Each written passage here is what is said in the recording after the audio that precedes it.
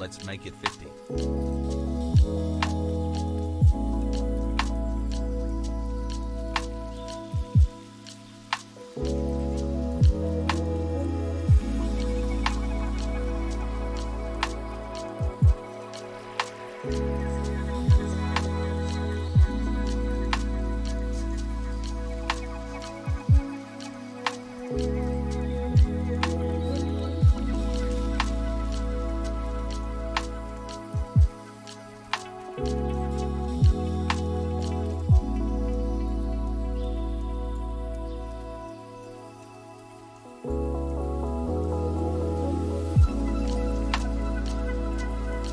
So many primes just for you. You're welcome for the house.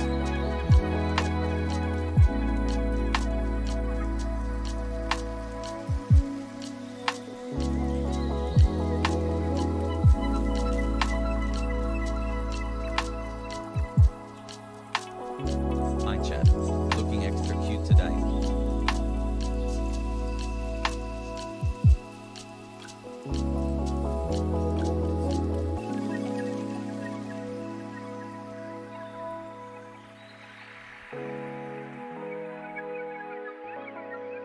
Workers rise up.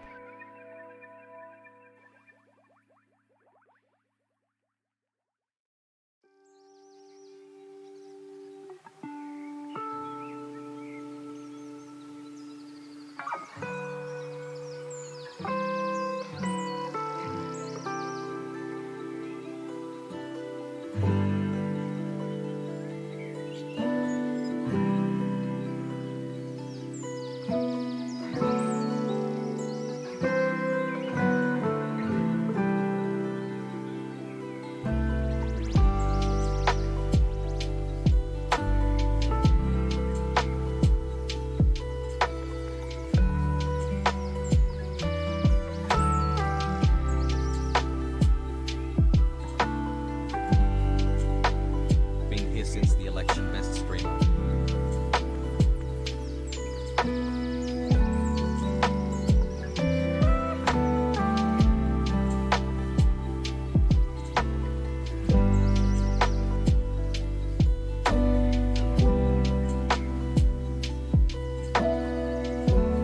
Hard.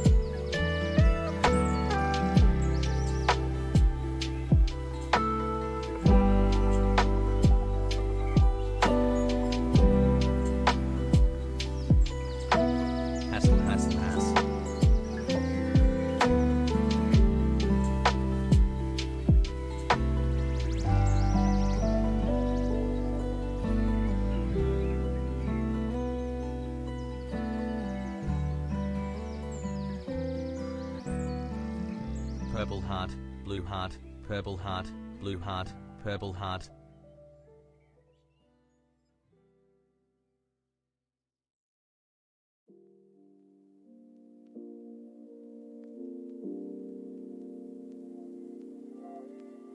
Hassel, love you chat and Arjan.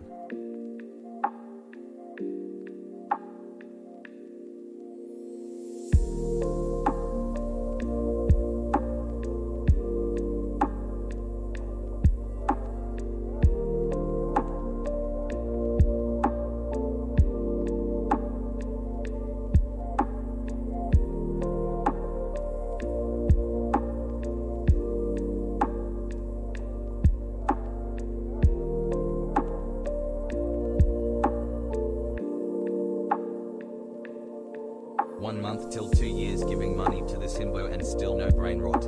Thanks for being my entertainment at work every day, ass.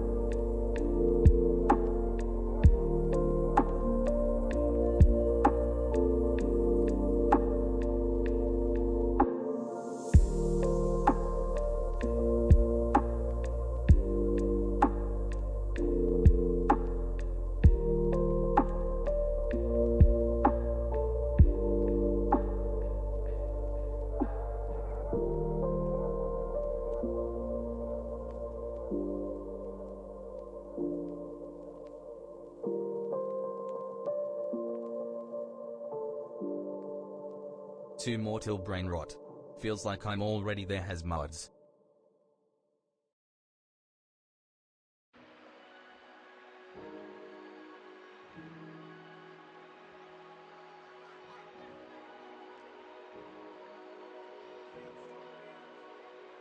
Word.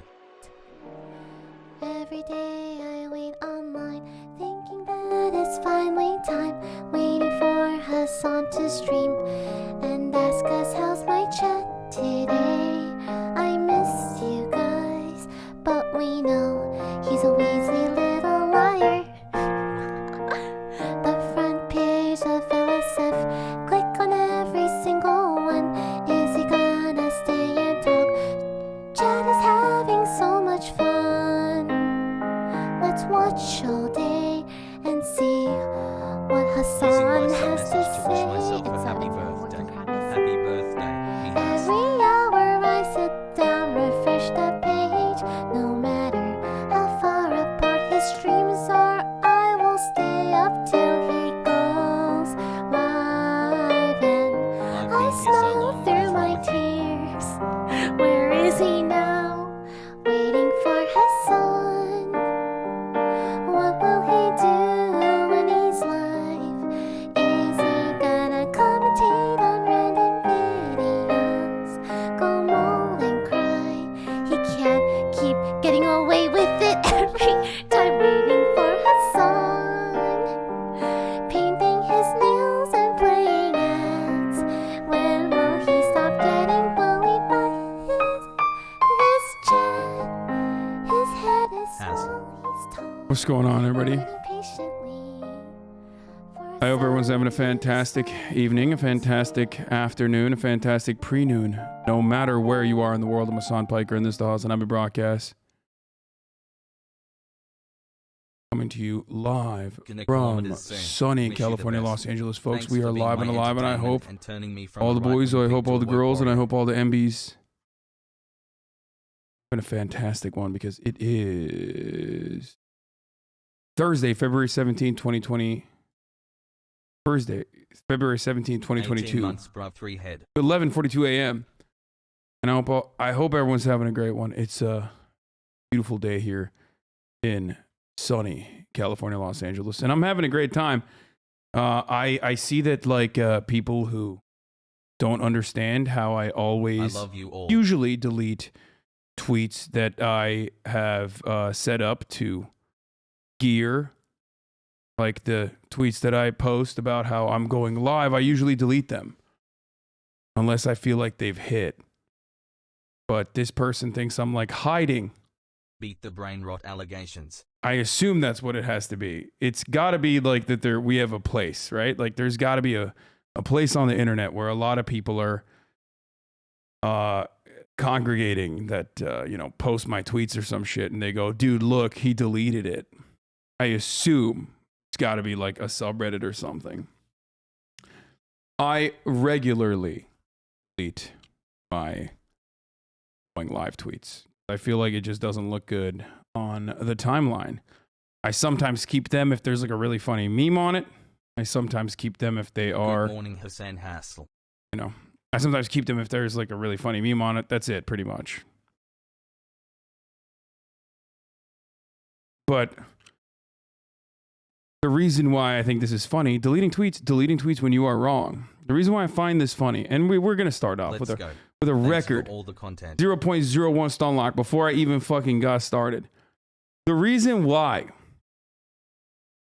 I find this really funny, admit you were wrong, take the L. Okay, here it is. Time to blast off early as fuck. Everybody knows whenever someone says, admit you were wrong, take the L, that's immediate ban. You have to come in here and tell me exactly what the problem is, okay? You can't just say take the L unless you just want to get permanently banned. As far as I'm concerned, Good day, bruv. Russia has still, for some weird reason, not fucking invaded Ukraine, even though it's supposed to happen. The American government now says it's going to happen on the 20th. And it still has not happened, except you think it's happening already because there's shelling going on in the eastern regions, which have consistently occurred throughout they've consistently happened. Both sides have fucking blown each other up. Separatists backed by the Russian military and also the Ukrainian nationalists have been shelling each other for fucking years, idiot. That doesn't mean an invasion is going on. Anyway.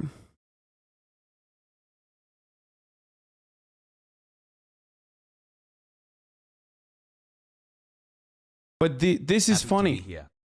And the reason why this is funny is because it shows a way of thinking. A way of thinking that is hilarious. Like, this guy's so fucking dumb. Because I deleted, like I always delete, my going live post. Okay? He thinks I, like, got worried because I was wrong or something. When I have a YouTube video where I'm talking about, I was right about war in Ukraine. I'm still right about war in Ukraine. I will continue to be right about war in Ukraine for the duration. Okay? And I have multiple tweets where I've talked about how this is bullshit, that there is no war. Multiple retweets about how there is no war and the American government is fucking 2 months till brain rot. The American government is banging the war drums. Like, literally, if you look at my timeline, I only deleted the going live post. But that fucking idiot thought, that's like, I'm scared, I'm hiding it. Why don't you look at all the other tweets where I'm literally saying the exact same thing?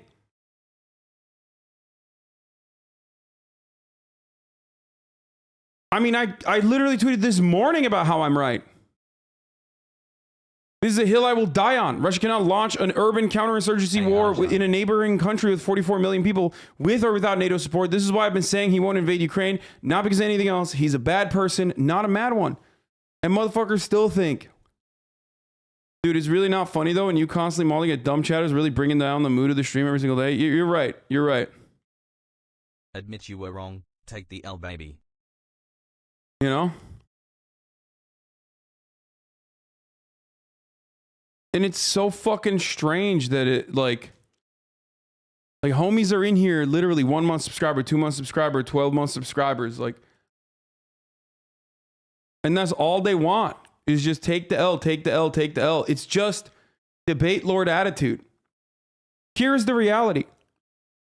If Russia ends up making a dramatically awful fucking choice and genuinely invades Ukraine, That is an indefensible Made IT act, through the and it will be 9-month mark fucking safely horrible. without brain And I rot will problems, admit that I was Hasanabi. wrong. Okay? I don't understand why taking the L in this capacity is like this major thing for you. You brain broken, bad brained, absolutely smoothened out brained idiots. Of course, if I'm wrong, I'm fucking wrong. Who cares? Okay? If I'm wrong, then I'm wrong. And guess what? It'll be fucking awful for the people in Ukraine. It'll be awful for people in Russia as well. 14 It's months not about dubs and L's, dude. It's about analysis. It's about telling you what I think is going on and telling you what I think is right, what I think is a correct approach. Never seen him admit he's wrong, Lamau. Have a good day, chat.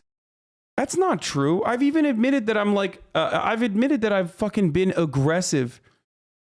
I admit that I was wrong when I thought like COVID was going to be over after the vaccines, like very famously so. I do it regularly. You're an 18-month subscriber. You know I do it. Because I don't give a fuck about winning a debate. Like I care about the truth. I admitted that I was wrong about the TikTok lady at first. I always admit when I'm wrong. And the weirdest part about it is that people will literally say, dude, Oh, no, people I'm will at 17 people will months. immediately jump to I the don't want fucking brain rot, chat, Pepe hands. people will jump and be like, "Oh, dude, you admitted you were wrong, and that's fucked up. Actually, you fucking backtracking piece of shit. Hold the L. Hold the L. Hold the L."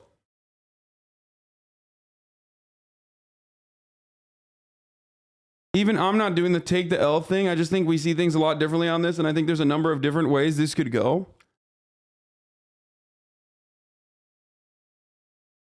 There are certain instances where like I refuse to back down from certain causes, certain things I believe in. America Deserved 9/11 is like a good fucking example of that. It was a misunderstanding. It was a heated way to fucking represent an idea that I truly believe in, which is that American foreign policy caused blowback. It's something that most academics agree with. Like when it comes to stuff like that, you know, most people then find themselves. What do you mean you are wrong? What did change in the situation? I'm not. Nothing. Nothing has changed in the situation. The only thing that changed is that America moved the goalposts again. Now they're saying Russia is actually still going to invade. They're just going to do it in 3 days. And people are so desperate to feel like they're winning an argument because they don't really care about like what's happening in Ukraine. They don't really care about what's happening to the people of Ukraine. All they care about is, you know, fucking winning an argument on the internet. And that's precisely why they're like, oh yeah, dude, well, guess what? Guess what, dude? They actually didn't move the troops back. Like, I don't give a fuck if they have. I've been saying Russia is not going to invade Ukraine when they have 150,000 troops at the fucking border since day one. And that's precisely why it doesn't change anything for me, because the material circumstances surrounding a Russian invasion, an all-out Russian invasion of Ukraine, is still fucking is unmanageable. It would destroy Russia. It makes no fucking sense. So the invasion of Crimea was justified? I did say that. Yes. I did say that. The annexation of Crimea is absolutely a justifiable annexation. Like, I don't understand how this is a difficult fucking thing for people to comprehend. You literally will point to immediately like, oh, the Constitution of Ukraine or whatever. But it's not the same. There's a difference between Kiev and Crimea. Live for 15 minutes. It was totally fucking justifiable. If the people that are living on that fucking piece of land are Russian, they have a long fucking history of being Russian. Okay? They have a longer history of being with Russia. Obviously, the Crimean Tatars are different. Straight up, like I admit. 20 months. But even then, it's not fucking Ukrainian. Okay? They're Tatars. So what's up? Does it belong to Turkey then? Is Crimea Turkish?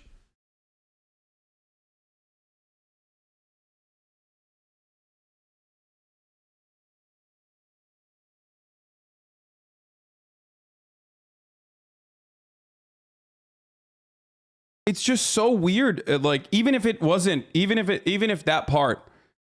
Crimea was still a part of Ukraine, Crimea is always going to be and still going to be Russia's entry point into the Black Sea. That was always there.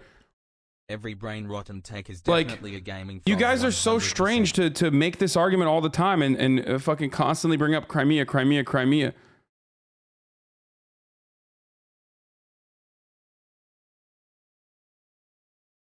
Bro, it can be inhabited 100% Russian. It doesn't make the land Russia. What the fuck are you saying? What are you saying? Then what's the point then? Like, this is something I genuinely do not understand. Like, are you... What does that mean then? Then there is no reason. Like, there is no reason to fucking have... I mean, we need to fucking have, like, what? Some fake boundary that we have decided? That we would have some fucking fake... like, the fake boundary is more important than, like, what the people that are living on that land want? That's so weird. You keep saying it's Russian imperialism, but like, there's no comparison you can make to that at all. Like, if the people literally want to be a part of Russia, then why are you fucking pissed? Like, you're pissed on behalf of what? The Ukrainian constitution? Can you tell me one fucking thing about the Ukrainian constitution that you know of? Like, a piece of paper that you didn't even know fucking existed? And you're like, oh my God, I'm going to defend the borders of Ukraine. Like, what are you, a fucking 3%er for Ukraine? You're in here making arguments literally like, oh, dude, I don't care. We must defend Ukraine, brother. Are you fucking kidding me? Ukraine. Thank you. Crimea belongs to Ukraine. Don't matter if they're Russian and want to be a part of Russia. Don't matter. God damn it. The Ukrainian constitution declared Crimea to be a part of Ukraine. We must defend their borders. It's so fucking... It's like a psychotic, weird take in here. What a 17 months it's been.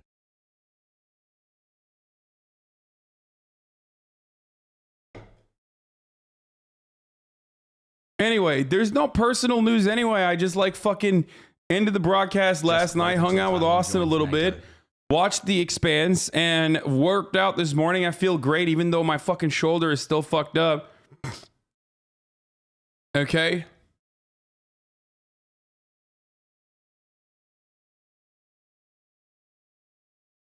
So I'm fucking blasting off. Okay. I'm blasting off. Blasting off.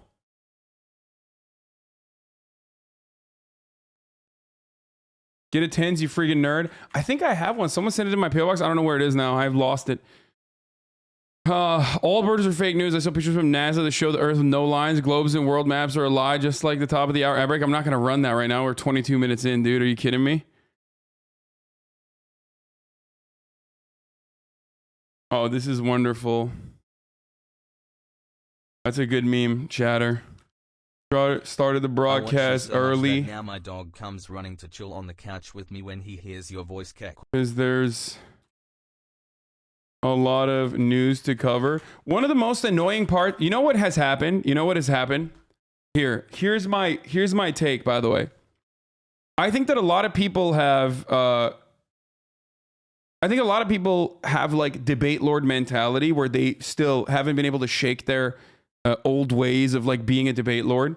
And this really sparked up, even like old members in this community are absolutely a part of that, where they usually don't fucking come in here and, start to cause a ruckus basically whenever I'm doing coverage. And I think the reason there's a lot of bread tubers who disagree with me vehemently on this and say that I'm like bad on foreign policy or whatever. And look, that's a disagreement that we have with the other bread tubers. Okay. I personally don't care. I think my take is correct and I think theirs is wrong, but it ultimately doesn't matter in the grand scheme of things. But I think their fans, their crossover fans, keep coming in here and basically have turned us into like a really annoying, really shitty environment, really toxic environment where I can't do my coverage in the way that I want to. And people, of course, the reason why I say debate lord is like, look, there's a time and place for debate lording. You can do that in other spaces. This is not one of those places, okay? This is not what you come here for. And if you think like, oh, you can't defend yourself, you can't defend your positions, and that's why you're escaping this attitude, that's literally not true, because I constantly defend my position all day long. It just gets really boring after the 700th time I repeat the same talking point over and over again. And it's not conducive for learning. It's not conducive for people hearing my perspective. It's not conducive for fun.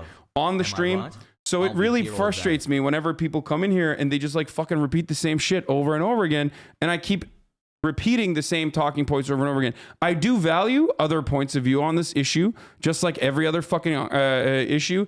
But I'm sick and tired of banning Hi, like chat. probably Staying up to like 300 to Hassle. 400 people. A lot of them old term, like long term community subs. They keep coming in here and being like, this random fucking content creator said you were wrong about Ukraine. Like, watch this immediately. It's like, no, I'm not gonna do fucking. I'm not gonna spend this much time going over each individual content creator and like extend the stun lock over and over again. It's the same talking points always. Crimea, NATO is a defensive allegiance. You're fucking wrong. You don't want the autonomy of Baltic states that are terrified of Russian imperialism and Russian expansion. And you know that sometimes it's okay to arm Nazis because Russia has Nazis too. And it's just like, it's always the same talking points over and over again. I have heard them a million times over. You're a tanky is not one I usually get because, you know, I don't think people think I'm a tanky for the most part. But remember 1 month ago, you said you will not talk about the Ukraine situation. How did it get into this? Because the media has like fucking hyped it up. And I want to prove something to you guys right now, as a matter of fact. Let me just post this real quick. Let me blast off. Started the broadcast early because there's a lot of news to cover. Ukraine this and the Ukraine never Ukraining your face over to chat for a kiss. And if you're a leftist, stop acting like ethnicity is some kind of innate characteristic and we should somehow all live in ethno-states. That's such a fucking baboon-brained, idiotic take, dude. It's not just the ethnic, it's not just the demography, okay? The demographic background of Crimea that is at play here. It also coincides with the wishes of the people living in that fucking territory that has historically been a part of Russia. Why are you repeating talking points that I've heard a million times over? The only reason why I mention fucking demographics in that circumstance is exclusively to show you that, like, no, the people in Crimea are actually on board with the annexation. And it's not the way that you think it's going on. It's not about like building a fucking ethno-state. Okay? 8 months brain rot. It feels like I'm literally talking to a bunch of fucking State Department interns over and over again. Like, it's just really fucking boring. Like,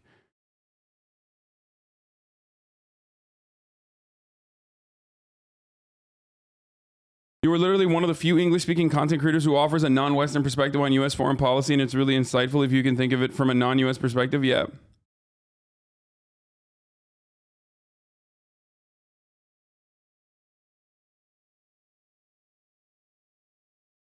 Okay, so the media kept hyping it up for. My favorite was when a psycho came in and said you were an anarchist tanky. Yeah, that was pretty funny. So, yeah, the media kept hyping it up, and I'm going to show you something really quick about why this is like, why you could have just totally avoided the story in its entirety, and it would have been the exact same because you've been avoiding this exact same story for the past fucking like 7 years, okay? This exact same story, this exact same news cycle is one that every single one of you motherfuckers in here who now have like an incredibly strong opinion on has straight up avoided completely. You never thought about it. You never thought about it once. And the reason why you never thought about it is because this exact same story has made it into the news cycle, and I'm going to show it to you every single fucking year at the same exact time. Russia does military exercises on its borders. This is undoubtedly a show of force. Russia does have expansionist protocols, expansionist principles. This is undoubtedly true. Vladimir Putin is a fucking autocrat, okay? He is an authoritarian piece of shit, okay? And when he inevitably passes away, because that's going to happen, that's what happens to people who get older, that is going to fuck up the entirety of Russia because they are over-reliant on the one singular authoritarian strongman, okay? I totally understand all of that. And it's completely unacceptable for Russia to invade Ukraine. It is. It is completely unacceptable. I've said this since fucking day one. Having said that, however, the main issue that I have with this story is that the American news cycle has made it seem like, not be a this tank, time but around you at sure least, are a tank less unlike the than 3. prior versions of this exact same story, made it seem like this is absolutely a certainty that Russia is going to invade Ukraine. Okay? Crimea is different than the rest of Ukraine. It is very frustrating. I always tell you this. Crimea is different than the rest of Ukraine. Ukraine has 44 million people. Kiev is not the same as Crimea, okay? Stop.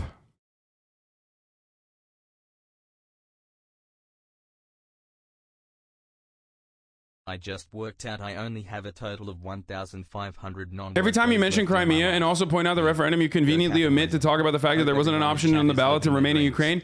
It was either go with Russia or go independent and get invaded 6 months later. First of all, that second part you just added, it was either autonomy or go with Russia. I don't always agree with And you, it was but I done like that you under can the go threat against of the annexation. It mainstream had media already says a lot happened, about right? you and your Except intentions. that's not the reason, Let's go. because I mentioned that the fucking the Crimean referendum is faulty. And I have talked about this so many fucking times. I don't know why you refuse to hear it. It's the fact that Western 9-month chatter. Really? Western nations have brought in independent fucking pollsters that have every interest to make it seem like the people in Crimea do not want to be a part of Russia, right? Like, that operate NGOs that normally would do everything they can to fucking make it seem like and propagandize this position. They went in and they polled the people in Crimea who said that they were happy and that their wishes were actually reflected in the referendum after the referendum ended. So it's not just, this is an open and shut case numerous times over. It's so strange that I have to have this conversation, even though the people in Crimea are happy with their current situation, 9 months. the people in Iowa do not agree with the people in Crimea. And it's like, I have to have a conversation with the people in Iowa about what the people in Crimea did. Go yell at them then, motherfucker. Be like, why did you want to leave? Why are you comfortable with Russia annexing Crimea? What the fuck? Biden wants that sweet, sweet putacy.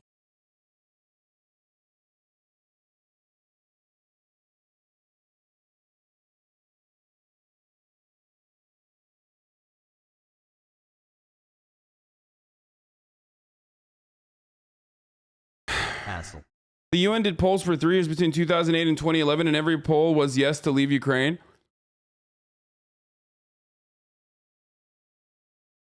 It is very weird to routinely have this argument, this back and forth over and over again, when the people in Crimea are like, no, we're happy with this. Like, they've consented. Okay, Russia thinks it's a good idea. But like, American Westoids are like, I don't agree with that. I don't agree with that at all. Why don't you agree with that? Because you want to make a point about how fucking, Russia is going to invade Kiev. And that's fucking crazy. I still have not blasted off, by the way. Started broadcast early because there's a lot of news to cover. And I'm already stun locked because the Russian invasion of Ukraine is imminent. They made it to 12 months without brain rot. Food Not NATO clickbait. Get in now.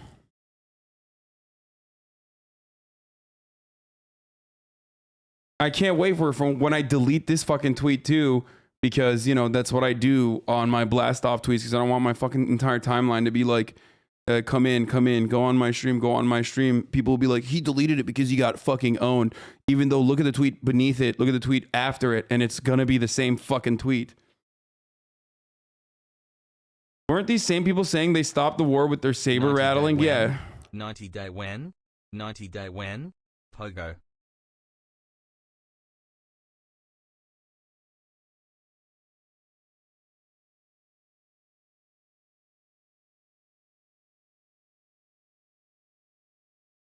Almost a year. Wow, I became single a year ago and you helped me get over it. Your voice was the soundtrack to me avoiding STDs for the last year. Thanks, dude. Here it is. Here's the blast off tweet right now. Okay, we get it, jeez. Can we talk about something different? I mean, this is the most... Here, guys, obviously I'm still going to talk about this because it's the most pressing fucking news that is important to still cover and talk about. The reason why you don't want me to talk about it is because it's fucking annoying when I'm regularly, instead of like moving on with my news coverage, responding to the same talking points over and over and over again. None of them are new. None of them are unique. None of them are interesting. And it's just fucking, you know, it's just frustrating to hear over and over again. Yes would go.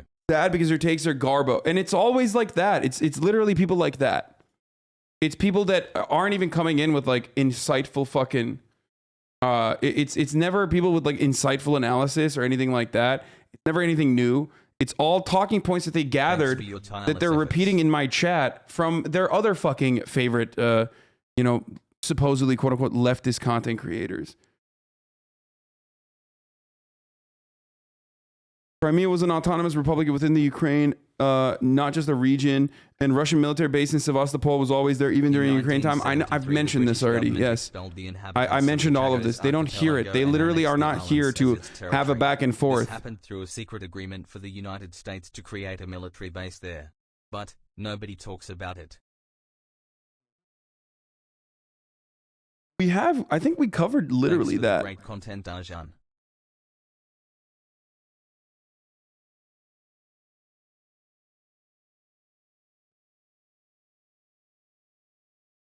Your opinions are bad because it took you more than a year to beat Nameless King. That's true. Every poll after the 2014 referendum from 2015 and 2019 has shown continued support for the reunification of Russia.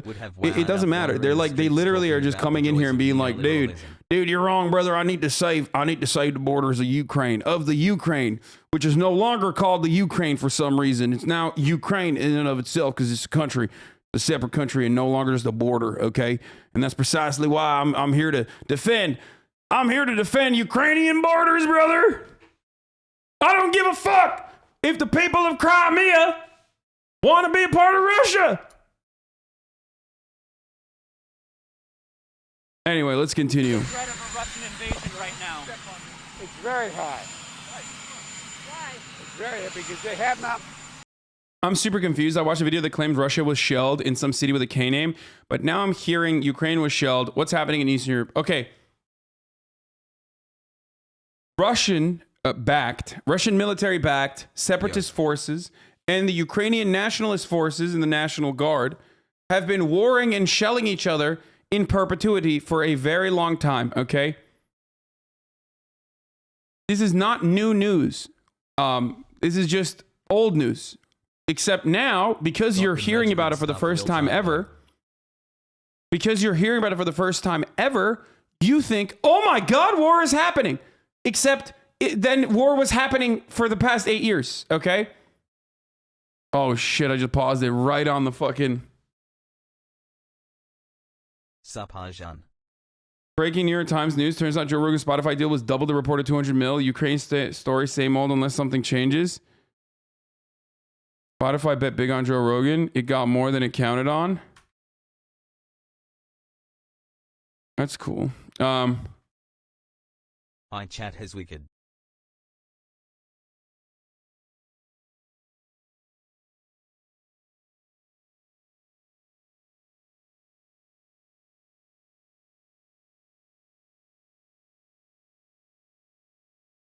It's new news. It violated a ceasefire misinformation moment. Okay, dude, but that has also fucking happened. Like, that has also happened before. And now the Russian media is using that as propaganda to be like, whoa, look at that. We're going to fucking, you know, they're harming our people. They're harming these like brave separatists. And the Ukrainian media is using that to say, look, Russia is like trying to fucking fight. But ultimately, that ceasefire has been in violation. That ceasefire has been violated numerous fucking times. It's not. I didn't get fact checked. You fucking idiot. I'm right. That's not misinformation. Nice car. My mom's sister and I share the account to watch Yudsel. No, I'm right. The problem is you want to believe the other person because somehow The amount of fucking Vice even made a video about it back in 2016. Yeah, look, there you go, dude. There's like there shelling has been occurring on the fucking front lines, dude. Look at that. This is Canada's largest foreign military training mission after Iraq. And today, Ukrainians are learning specialized warfare. Thanks for the content. So right now, this is a Canadian officer who's teaching Ukrainian soldiers everything from a platoon clearing a trench to urban warfare. What's interesting is that these trenches are particularly done in a Russian style, which is what they're actually facing in eastern Ukraine. This is a Russian-style trench, right? Exactly, Russian doctrine. So what you're trying to do here is almost update Ukrainian troops with NATO style. We're mixing NATO style and prepare them for any possible occurrence. Yeah. But at the same time, I mean, It's pretty tough to ignore that whole yeah. The fuck do Canadians know about war, motherfucker? Why? Dude, Ukrainians are gonna get so owned, dude. If they're getting trained by fucking Canadian special forces, they are so fucked. What the fuck do Canada? What the fuck? Bro, listen. Russia I like some of Canada's healthcare, but what the fuck do they know about warring? I like Canada.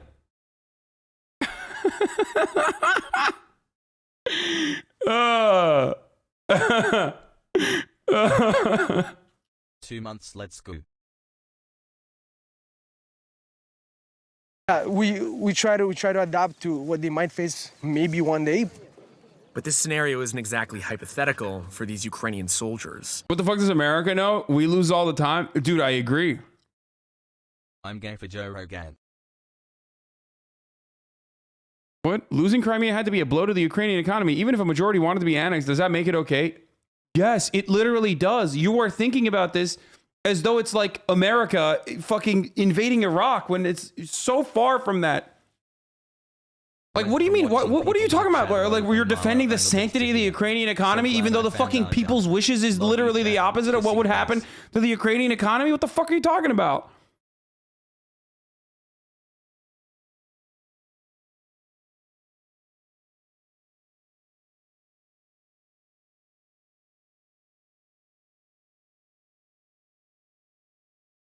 Anyway.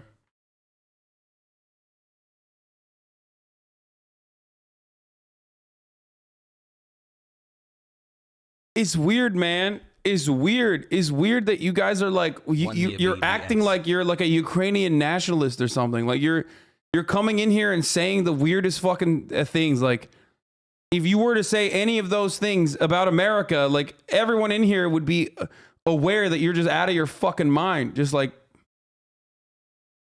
oh, we need to defend the Ukrainian borders, brother. I'm a oath keeper for Ukraine. I don't give a fuck that the people down there don't want to be a part of the Ukraine. I don't care if they want to be a part of Russia. The Constitution is the Constitution. How's it going, boys?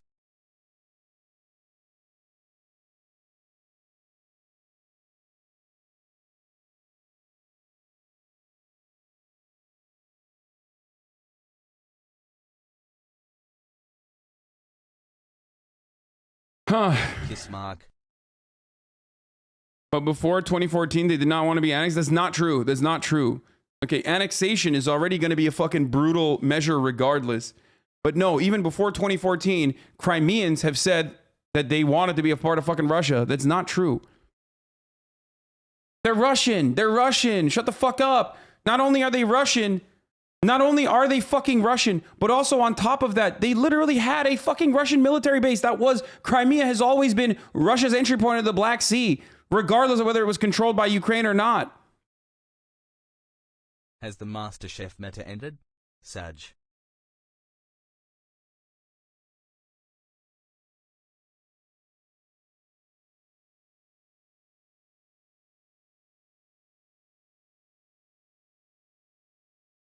They're Ukrainian, not Russian, you punk. Dude, it literally... be able to point out Ukrainian on the globe. No, they did not. Russian nationalist parties had less than 10% of votes. Dude, it's so fucking frustrating. You're just avoiding all of the fucking instances where they have literally done not only referendums, but they've conducted polls on this. Western nations, Western orgs, Western NGOs have conducted polls on this. And even those poll results show that the people of Crimea are... I'm done repeating the same thing over and over again. It doesn't matter. It literally doesn't matter, dude. It is overwhelming majority Russian. They speak Russian. They want to be a part of Russia. I'm sick and tired of having a conversation with people living in fucking Ohio who only found out about this yesterday because they watched another fucking YouTuber tell you, oh, it's going to be an ethno state or whatever the fuck. Oh, you want to, you want to create an ethno state now? Like, what the fuck? And you just keep coming in here and repeating those talking points over and over again. It's very frustrating. Stop. Like, just stop. Please stop. And then you keep turning around and saying, bad take, bad take, bad take. I understand people not trusting the referendum while it was under occupation, but every single poll before and after 2014 has shown the exact same thing. The people of Crimea wanted reunification with Russia. The funniest part about that is, like, whenever they say, well, it's Russian propaganda, it's like, no, motherfucker.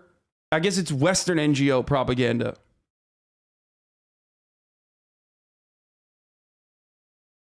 Oh, this is 100% valid. Ukraine should at least get compensation and port access. Maybe not compensation, but port access is absolutely fucking valid. But I mean, I don't know about whether or not Ukraine is like completely shut off from port access in Crimea. But yes, I do agree with that. Just like Russia had port access when Crimea was a part of fucking Ukraine. Crimea had always been... What's the new react? Russia's entry point into the Black Sea. It's an incredibly important strategic position. The entirety of the Crimean parliament was pro-Russian before annexation. Like, Crimea historically has also always been like an autonomous area, like an autonomous region. So it's just stupid. It's stupid. It's stupid that people fucking keep repeating these talking points. I don't know where the fuck they're getting them from, but it does not matter. This is one of those times where the chat's bad take means unpopular truth. Yeah, it's just weird. It's weird. Canada wrecked you guys in 1812. Get fucked.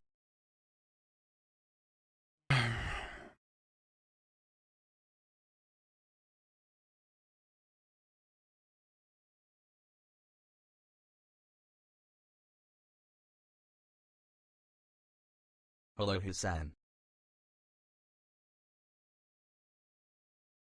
I get your point about Crimea belonging to Ukraine was a mess since Russia is living there, but what about international law and Russia overtaking it lawlessly? See, now this is a beautiful conversation that I do enjoy having all the time. International law is nothing. It's bullshit. It's nada. Okay? International law is exclusively created so Western imperialist nations can use international law, which they routinely fucking avoid and routinely violate on a daily fucking basis against countries in the East, against countries that they've declared foreign adversaries. That's fucking bullshit. International laws are international suggestions. America is the regulator and the regular violator of international law. You could say it's a horrendous take, but it's a fucking real one, okay? It is absolutely abysmal that you would sit here and have all of the knowledge and all of the understanding of the violations, the regular violations of international laws that the United States is fucking engaged in, and then turn around and then be like, oh, but international law, dude. Get the fuck out of here. That's not a real fucking concept. It's not. It's literally used against smaller nations. That's it. That's it. And by the way, welcome to my broadcast. This is a consistent fact that I have mentioned 1,000,000 times over.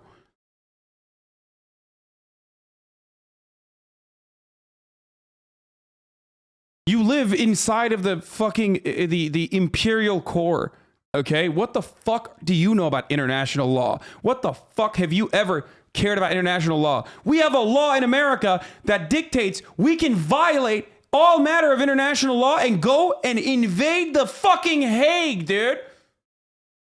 If a singular United States diplomat or military member is ever arrested by the international authorities and brought about to the International Criminal Court and prosecuted for war crimes, we will invade the Hague.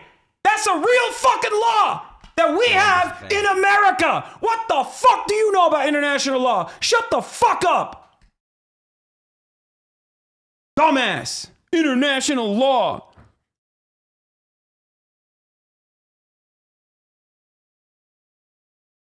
Omeroids, dude. Fucking Westoids. I despise you. I fucking despise you, dude. International law. Get the fuck out of here. International law in the most bloodthirsty nation. International law actually overrules the genuine interests of the fucking people living in Crimea, I say, from my Ohio bedroom. Because my favorite YouTube essay guy told me so. Shut the fuck up, bitch. Now let's watch what fucking the Mac Attack has to say. Which, by the way, controversial opinion maybe, but the Mac Attack hasn't been as aggressive as the media has been. I will say that. I will say that out loud. The Mac Attack was the one who fucking pulled out of Afghanistan against the wishes of the military-industrial complex and the American media.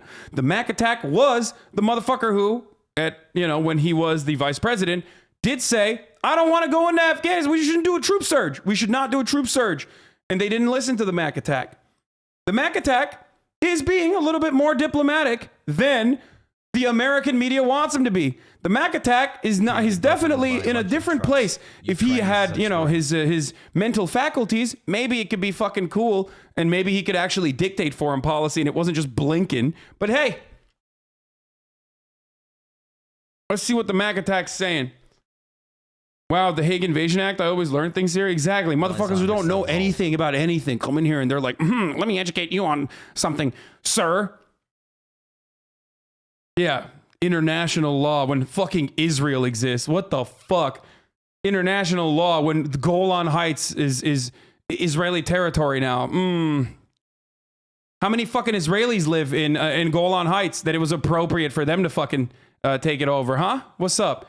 What kind of historical contracts or what kind of historical fucking precedent is there for Israel to take over fucking Golan Heights or Israel to exist in that respect to begin with?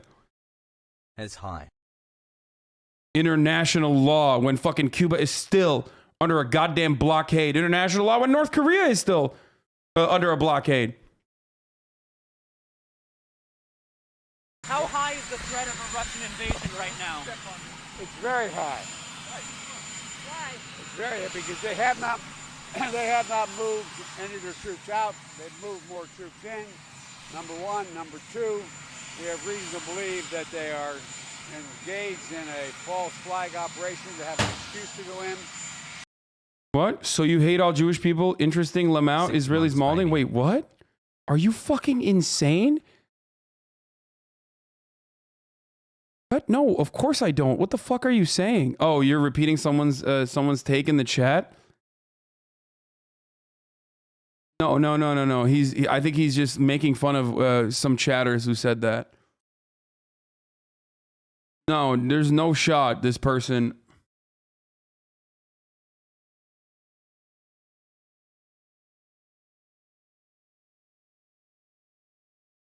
Yeah, no. They would never. I don't think this person thinks that.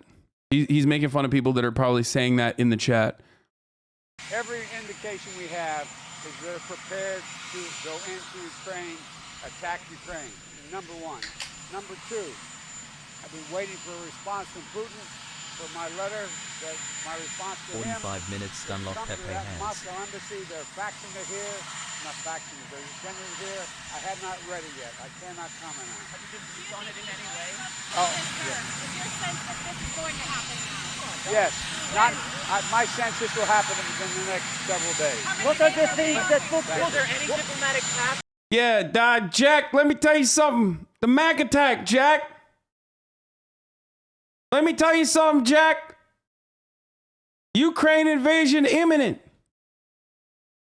I know Vlad, he said, hey, not today. Hey. But the Mac Attack is coming. I'm using what I learned here to educate my kid. Still available? Yes, there is. There's a clear diplomatic path. That's why I asked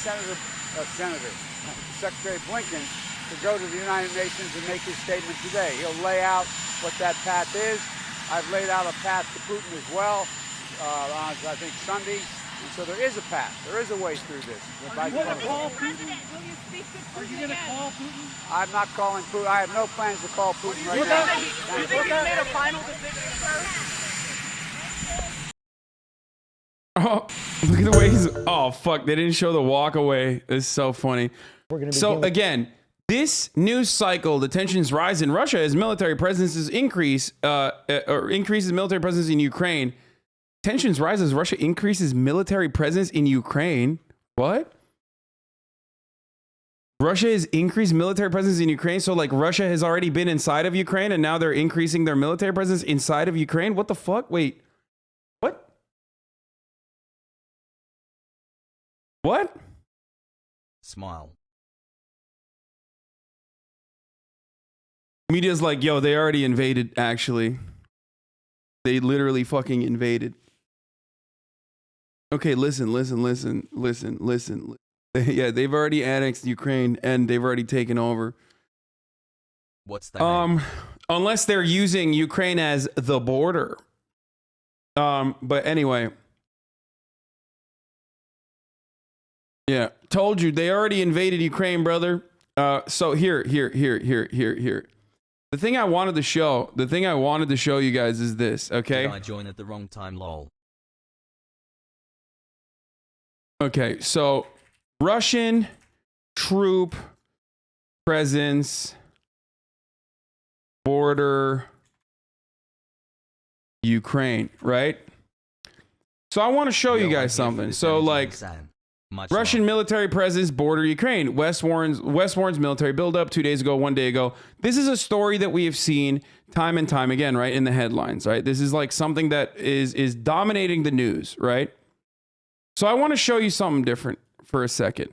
Because I said earlier today that this is not new, okay? Doing a show of force, doing military exercises at the Russian border, a flex, a saber-rattling flex, which America routinely engages in, even in the fucking Korean peninsula, okay? Why is America doing that in Korea? To do a show of force to North Korea. Same fucking principle, Russia is doing it inside of its own fucking borders to do as a flex, to do a show of force as well, okay?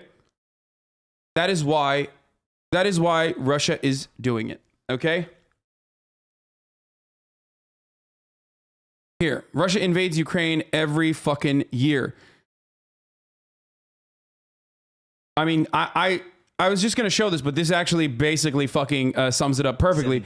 Russia is massing thousands of troops on Ukraine's borders, September 1st, 2016. What's Putin up to? The Russian military buildup in Europe, 2017, with thousands of troops and tanks moving towards the Swalsky Gap and the Baltic. European allies near the Russian border have ramped up military spending. Ukraine asserts major Russian military buildup on eastern regions, December 15, 2018. While the Russian military presence along the border is undisputed, Russia has quartered thousands of troops in the area for nearly 5 years. Almost 100,000 Russian troops poised for the border. Near the border, PBS, January 2nd, 2019. Every fucking year. The news cycle a bad omen. test this out. They're like, hey, what's up? Right move. Hey, what's going on? There's a war that's imminent, I think. Russia is doing this. They do this every fucking year, dog. That's why I was, when people were like, Russia's going to invade Ukraine, I was like, that's not going to happen. And there's no reason to cover it because I thought it was just going to be the same exact fucking thing. That it was going to be a news story that nobody gives a fuck about and that we move on from to talk about inflation or whatever. But now it's the only thing that everyone can talk about. And none of those things have fucking panned out to an actual full-scale invasion of Ukraine. Wait, so you were wrong? Wait, what do you mean I was wrong? This is my point. They do this every year. They do military exercises at their own border every fucking year. It's a flex. It's a show of force. A demonstration. What do you mean I was wrong? Has Ukraine been invaded?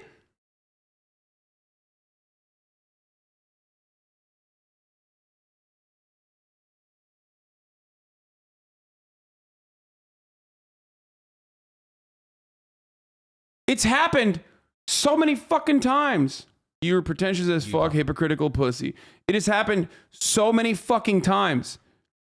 And yet Ukraine has not been invaded. And you did not care about the story. You did not know about the story. You know why? Because it wasn't in front of your eyes over and over again. I think Hasanabi has a legitimate point / gripe here regarding the media's war eagerness, even if I disagree with him about the rest of it, Crimea, NATO, Russia, etc. You're getting whipped up into a fucking frenzy. There were a lot of people when Biden was withdrawing out of Afghanistan, there were a lot of people who came in here and said, I'm fucking wrong. And that Biden is fucking up. Made it past and I stayed strong. I shit all over fucking MSNBC. I shit all over all the other fucking people that kept whipping Biden around and saying he's fucked up for pulling out. That we need to defend the sanctity and safety of the Afghan women. How dare we leave them behind with the Taliban? Right? We need to keep warring in Afghanistan. We need to keep military bases in Afghanistan. That's the only way to defend the Afghan women's sovereignty, right? We said that. Now none of you fucking care about it. Everybody forgot about that shit. We are stealing their money right now. We're starving them. Okay? Think about that for a second. It's the media fucking narrative. You're getting duped and getting upset and freaking the fuck out. Because you're being positioned or you're being pointed in a specific direction. And it's so easy to fucking gain your attention. It's so easy to get you on board with war. It's so easy to get you on board with escalation American tactics. Media is bloodthirsty.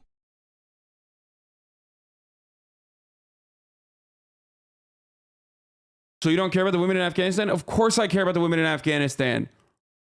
The best thing to do right now for the women in Afghanistan is allow sovereignty to the Afghan people, okay? I will sub until Russia invades. Interfering in those matters.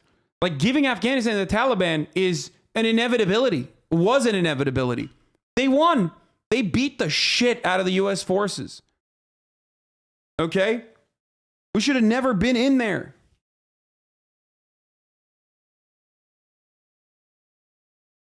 After months of simmering conflict, thousands of Russian troops back away. 2021, thousands of Russian troops have massed on the border. Russia has 90,000 troops near the Ukraine border, Kiev says.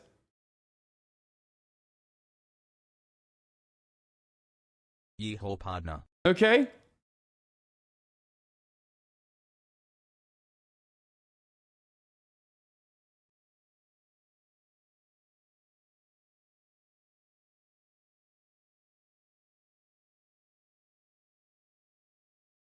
There is no war in 2018. Ba Sing Se. What the fuck? 2018. What is happening? I can't. What the fuck? This article. This broke. It was fine on this. That was weird. Oh, that's really weird. Hi, Okay. Chat, love you, chat. 2018. Ukraine president warns Russian tensions could lead to full-scale war.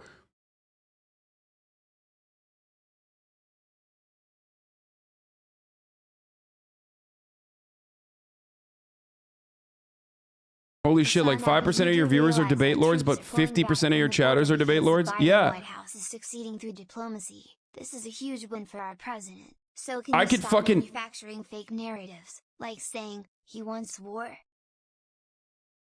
You do realize that troops are trailing back from the border because Biden and the White House is succeeding through diplomacy. This is a huge win for our president. So you, what? What? Yeah, dude, totally. They're doing a lot of they're doing a lot of fucking diplomacy, dude. Diplomacy in the form of lethal aid. PP.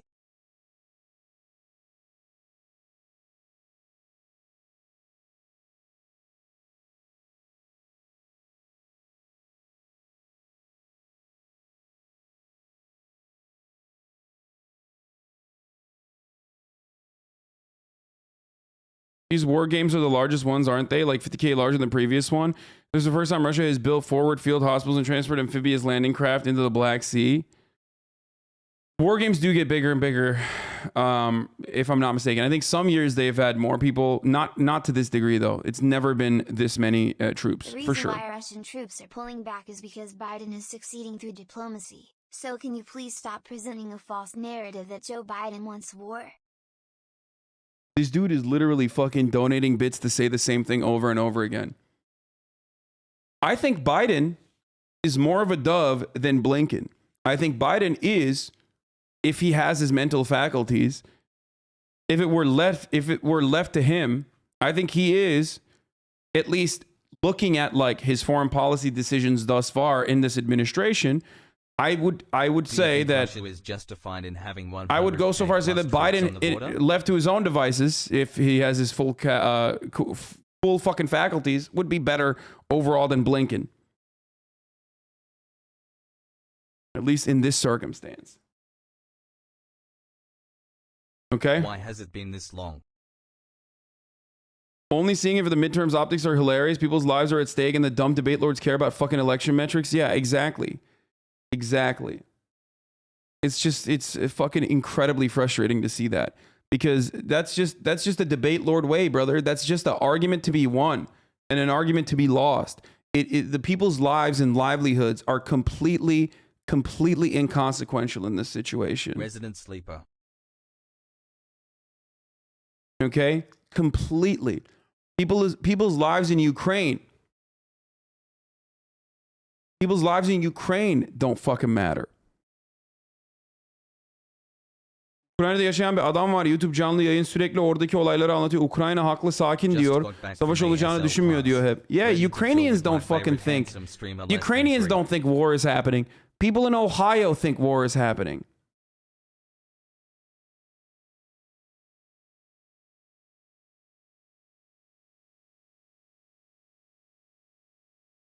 Imagine wanting to inflict famine on Ukraine. These people suffer enough under the tyranny of the top of the hour ad break. That's Only true. A crime sub can save them now, and you're literally ending lives, Lamau. You debate lords worry Russians will invade when you should be worried about Russian invade some bitches.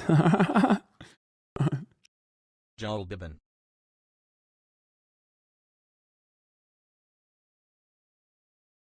Yo, r/Hasan Piker is being brigaded by dumbass shitlip debate lord Voshai. Like that donator. Can you please nuke that sub now that you own it? It's becoming unbearable. There's no one acting in good faith. I mean, it's fucking Reddit.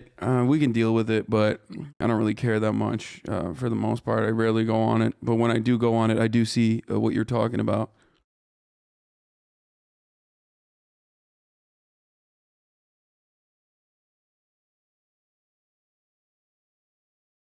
Art. I mean, dude, if you're pro NATO, like, I question your anti-imperialist credentials. With the latest on the Sorry, showdown it's just the truth. with Russia over Ukraine, the tensions are escalating. With Shelling reported this morning, and the White House. The homepage of Ukrainian news sites versus U.S. news sites is hilarious right now. You think we were the ones getting invaded? Imagine Yeah, paying money dude. to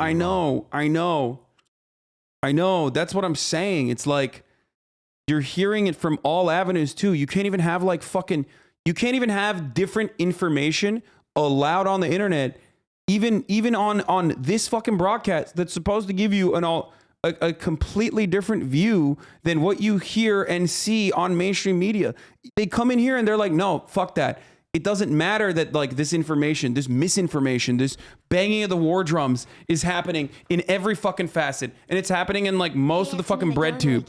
Except for like 3 arrows. You know what I mean? That's like the one fucking, I mean, he's German. So I think that's probably the reason why. But like, other than 3 arrows, I haven't seen a single fucking bread tuber that has like actually not had a fucking a pro NATO take that's like, I mean, 3 arrows might be pro NATO too. But like, most bread tubers are like fucking also repeating exactly the same shit that you hear on MSNBC.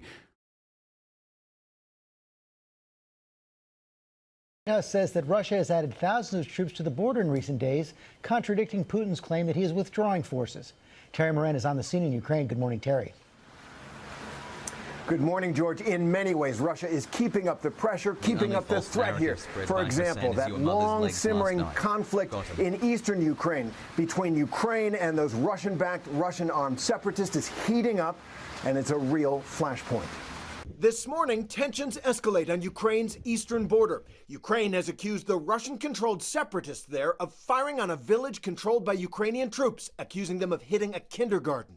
Images of the school circulating online and on Ukrainian TV showing a hole in the wall and a damaged roof. At the same time, those Russian-controlled separatists are accusing Ukrainian troops of launching large-scale shelling of civilian areas. Yeah, both sides are literally doing that same fucking shit. Both sides are doing that exact same shit where they're like, oh no, they shelled our people. Oh no, they shelled our people. And by the way, that fucking violation of the ceasefire or whatever is an ongoing issue. It's not a fucking new thing. You might think it's a new thing, but it's not, okay? They control. No independent confirmation, and all this amid fears that Russia may be looking for a pretext to attack. And Russia has announced an investigation into claims of alleged mass graves of civilians in those Russian-controlled regions of eastern Ukraine. The victims supposedly killed by Ukrainian forces. The claims are unproven. Mr. Putin, if he decides to invade Ukraine, will need to fabricate an excuse to manufacture a reason to go in so that he can... Dude. It's fucking bananas, dude. The act of invading Ukraine, in and of itself is so fucking insane. Okay? It is so mind-bogglingly a horrifying policy decision for the Russian government, for Vladimir Putin, that it does not matter. Oh, they're trying to fucking fabricate. They trying to fabricate a reason for why they want to fucking... They want to fabricate a reason to be able to get into Ukraine. Like, remember, Putin's a crazy madman, but he needs to invent pretexts. Yeah, that's what I'm saying. It's like... manufactured just like the U.S. manufactured pretext to invade Iraq. Hypocrisy. Anyway, listen. So annexation of Crimea and the war in Donbass were not invasions. Got it. Donbass is different than Crimea, and Crimea is an annexation that is, in my opinion, justifiable. It is a part of Russia, okay? You might not believe it. The people of Crimea agree with it, so I don't give a fuck. I don't care about what your take is. I don't even care if you're in Kiev and you're saying Crimea should be a part of Ukraine. I care about what the fucking Crimean people's opinion is on the matter. And they think that they want to be a part of Russia. Historically, they want to be a part of Russia. They like that they're a part of Russia now, and they've been a part of Russia, and they're not having a hard time there. Okay? I don't care that the Ukrainian government does not agree that Crimea is a part of Russia. It does not matter. The people that are living there. NFT for Kusi, you cannot make any more Kusi memes and have to give me the Thai Kusi now as I own Kusi. Here is your notice. What the fuck? Your worst take so far? Yeah, Crimea River. Oh my God. I feel like, is there like people who just like get bored and then, you know, leave and then new people come in? War crimes are cool when Russia does it. Yeah, dude, war crimes. Totally. Annexing Crimea, a fucking autonomous region historically, annexing that region that is like primarily demographically Russian, that wants to be a part of Russia, okay, that's actually completely unacceptable because Ukrainian constitution said so, or Ukrainian borders need to be protected. Like these are the that's the most important fucking thing. Please move on. Show us why you trust the polls and referendum. The reason why I trust the polls more than I trust the referendum is because, one, demographically and historically, we are talking about a fucking country that has always been used as Russia's entry into the Black Sea, okay? That's one. Two, Western polls have no interest. The UN has no interest in making it seem like the people of Crimea actually fucking want to be a part of Russia. Look at every outlet. Look at every fucking information that you're hearing about Russia. None of this makes Russia a good country, okay? Or rather, the Russian government a good, honest government or a good, honest country, for the record, okay?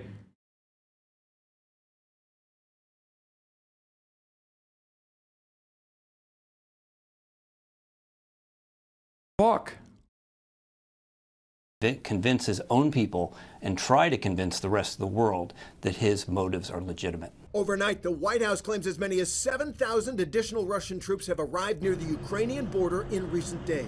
We've also seen continued problematic, troubling buildup of troops at the border and surrounding Ukraine. Nevertheless, Russia continues to claim that it is moving some troops away from the border, even releasing videos which they say show their forces packing up and leaving. And now the Biden administration with an all-hands-on-deck diplomatic push. This morning, we visited the bomb shelter beneath an apartment building here. Blast door, yeah. And while Oksana Hadil, a mom of two who manages many buildings for the city, showed us around, the reality of the threat hit her. Could you imagine that this might actually be used in war, this shelter? No, she says. I could never have imagined that there could be a war. Oksana's two children, like children across this country, are now doing drills in their schools, preparing for a Russian attack. What's wrong with NATO expansion? If majority population voted in favor, would that mean NATO expansion is justified? In that circumstance, NATO is 1,000% an aggressor outside fucking force, okay? Russian.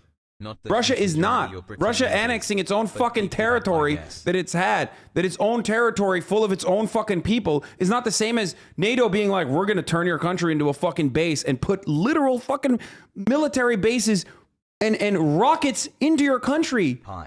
Also, it's not even going to fucking happen. Here's the other part of this conversation. Let's be real. There are a fuckload of NATO countries that do not want Ukraine to be a part of NATO, okay? They do not want Ukraine to be a part of NATO. Do you want to know why? Because Ukraine is at the very least, Ukraine is supposed to be a fucking border buffer zone between NATO, between all the fucking NATO military bases and Moscow. Because Russia could do this. Russia does these war games specifically to show, if you're going to fucking put Ukraine in NATO, we're just going to invade Ukraine, and then that's going to be a fucking world war. If America actually never violated its obligations and refused to fucking and stop the expansion of NATO, okay? Stop the expansion of NATO, then Russia wouldn't do these fucking war games regularly because they already have a fuckload of economic interest in having a peaceful relationship and a trade partnership with Germany and numerous other European countries, okay?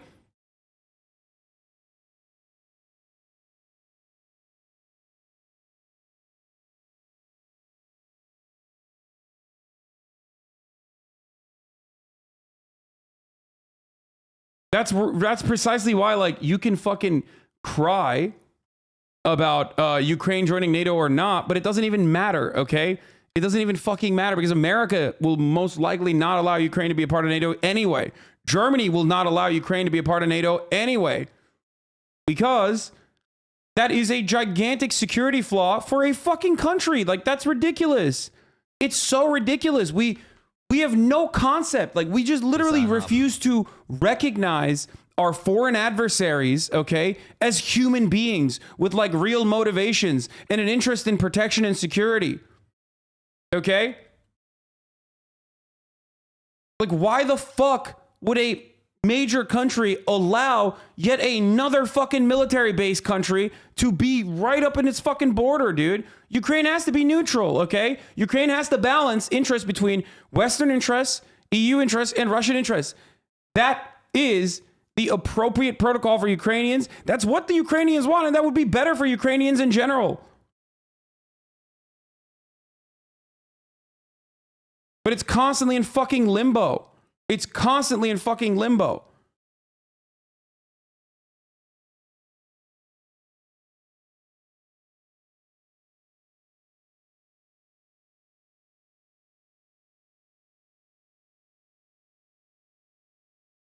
The Ukraine will not become a part of Crimea no matter what your tanky ass says. Wait, what?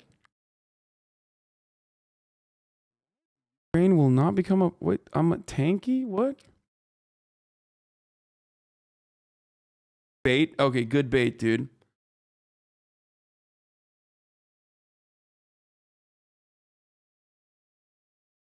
Only NATO countries have the right to occupy foreign territory like the UK. Russia doesn't. You are wrong. Yeah.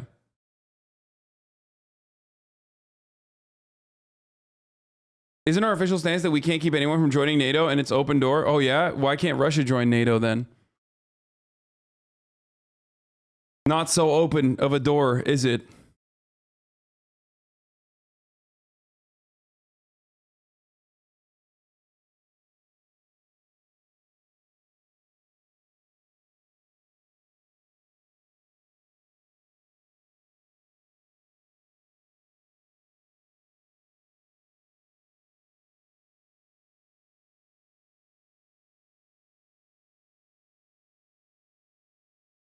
Please click content.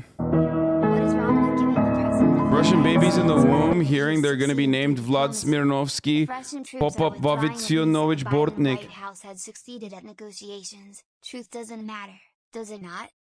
What? What is wrong with giving the president of the United States credit if he's succeeding through diplomacy? If Russian troops are withdrawing, it means that Biden's White House. Dude, Russian troops have withdrawn numerous fucking times in the past, like 8 years, dude. Every single time they've done it, every single time. That's not a W for Western diplomacy. That's just what they're there to do. They're there to show that in an unfortunate circumstance where like Ukraine is a part of NATO and becomes a fucking military base, a de facto military base country for Western interests, then they have the firepower and capacity to be able to go in and invoke Article 5 and turn this into a fucking full-blown world war. And they're a nuclear power, and nuclear war is not going to happen. America doesn't want it, and Russia doesn't want it. That doesn't mean they're going to fucking take over Ukraine. Everybody always says like, what about this one time that Vladimir Putin wrote an article saying, Ukraine is one with Russia and Russia is one with Ukraine. What about that? He's going to take it over. He's going to fucking take it over no matter what. It's not going to happen. Ukrainians will not allow it to happen.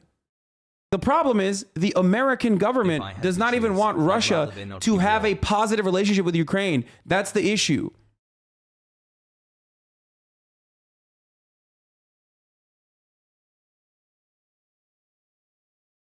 Even if it did, appeasement is always the answer. Even if it did, you wouldn't care. Wait, what do you mean?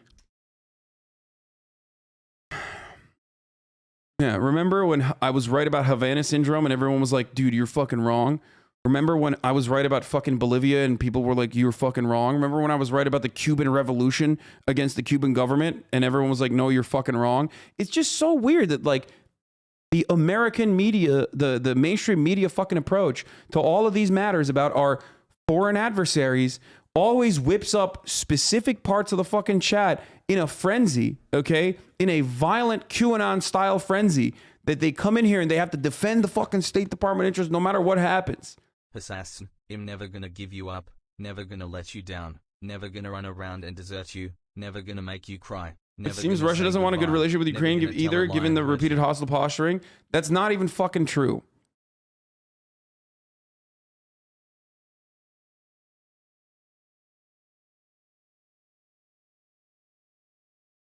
That's not true. The issue is the last time there was a pro-Russia fucking leadership in the country, that dude was corrupt as fuck, okay? And he was horrible, straight up. It's true. People revolted because there were genuine interests in revolting against it. Western influence-backed NGOs and, civil society orgs also definitely beefed up that revolt for sure.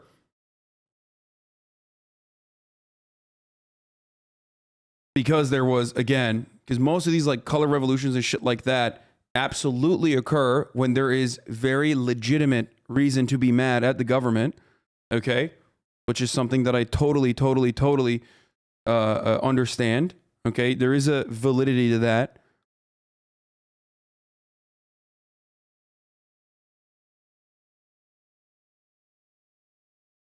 Biden has been critical in stopping Russian imperialism. Just because you think American imperialism is wrong doesn't accuse the top of the hour ad break. Russian imperialism is harmful and destructive.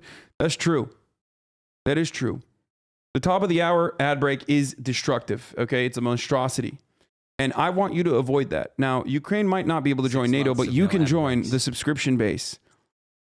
A group of individuals who no longer see the ads at the top of the hour and enjoy an ad-free broadcasting experience.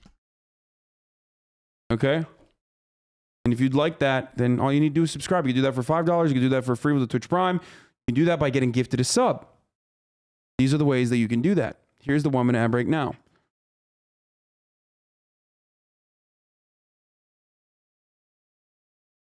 Getting real for people. In the 2 weeks I've been here, it seems that Ukrainians have shifted from skepticism that anything would happen to disbelief that it could, now to fear that it might. George? Yeah, that is a real Anyone ever think Ukraine used NATO membership is a defensive move? They got weapons and $1 billion out of this move without committing to join. That's a massive win for them. I mean, true. They're Ukraine in the circumstances like Charlie Kirk. Okay? What does Charlie Kirk do that I respect? He steals money from incredibly wealthy Republican reactionaries by telling them lies. Like, for example, that he is going to go and, actually change the minds of the American youth and make them as reactionary as their older grandparents, make them, make the American youth actually finally fucking answer phone calls from their grandpappy and grandma. Okay?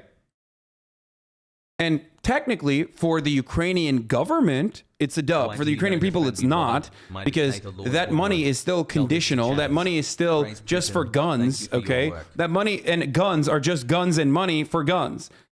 How the fuck does that help the Ukrainian people? It doesn't.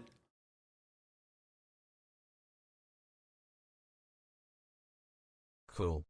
Look at the old Ukrainian president's mansion, a monument to corruption. Dude, I didn't say this dude is good. He's not. I don't know why the fuck you're like bringing this up, but holy fuck. And the palatial residence of the fugitive ex-president has become a museum of corruption. My ask does not is. This vase costs about 2,000 euros. You can even tell by its looks. In this room, I won't even talk about the cues. We have a music box. There are only 20 of that kind in the world. This is number 16.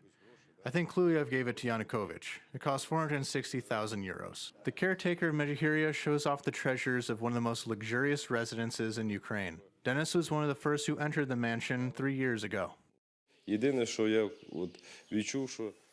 Back then, I had a feeling that it was a hotel. Nasty. This is what other leftists think your house is? Yeah, I know. That's my house. This is one of my houses. What is this? Fox News quickly cut away from Hillary Clinton's speech. She called for people to reject Trump's big lie about the 2020 election. Okay. Fuck that one. That's not important. It's not significant. Let's finish this. Terry, thanks very much. Ready to join Kusi Communist Party. Okay. This council's primary responsibility. So now, Blinken, okay, is addressing the UN Security Council amid the Russian threat. Security Council was called, ironically, by Russia. The very reason for its creation is the preservation of peace and security. As we meet today, the most... Talking about Putin's mansion last year, got his primary political opponent poisoned and jailed. I know. Immediate threat to peace and security is Russia's looming aggression against Ukraine. Unironically defending Russian oligarchs? Wait, what, me? Wait, what? Wait. What do you mean? No, I'm not. The stakes go far beyond Ukraine. This is a moment of peril for the lives and safety of millions of people, as well as for the foundation of the United Nations Charter and the rules-based international order that preserves stability worldwide.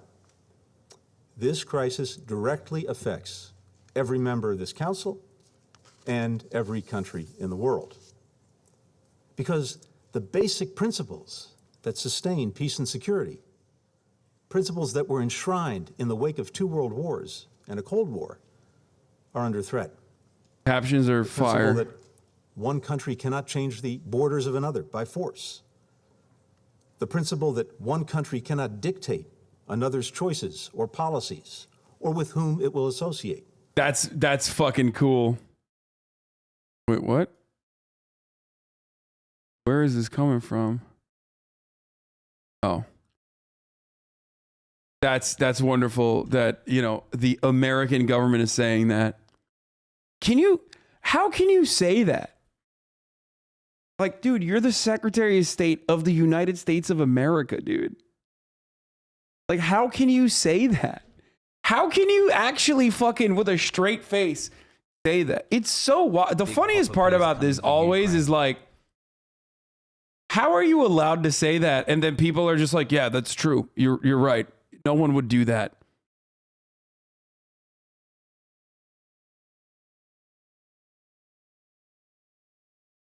I mean, we're currently doing that to North Korea. We're doing that to Cuba. We're doing that to Venezuela. We've done literally just that numerous fucking times throughout history in the aftermath of World War II by using World War II. Think about Israel. Crazy. This argument is awesome because it's like Anthony Blinken is basically just saying we are allowed to do that. Okay, no one else is allowed to do that. We are allowed to do that. The principle of national sovereignty. This is the exact kind of crisis that the United Nations, and specifically this Security Council, was created to prevent. We must address what Russia is doing right now to Ukraine. All those countries you've listed have a human rights problem. Lamau, wait, what? Dude, stop. You're not a fucking 13-month subscriber who just decided to chime in right now and say that like Cuba, North Korea, and Venezuela have human rights problems and therefore it's justifiable. Stop. I want to fucking, I never want to stream again, dude. I think I'm so sick of, I am so fucking sick of these American exceptionalist weirdos. No shot this dude is being serious. Thanks for continuously debunking the narratives pushed by those in power. You've successfully converted me over the past couple of years, and given where I stood at the start, I have hope that I can do the same for some of my friends.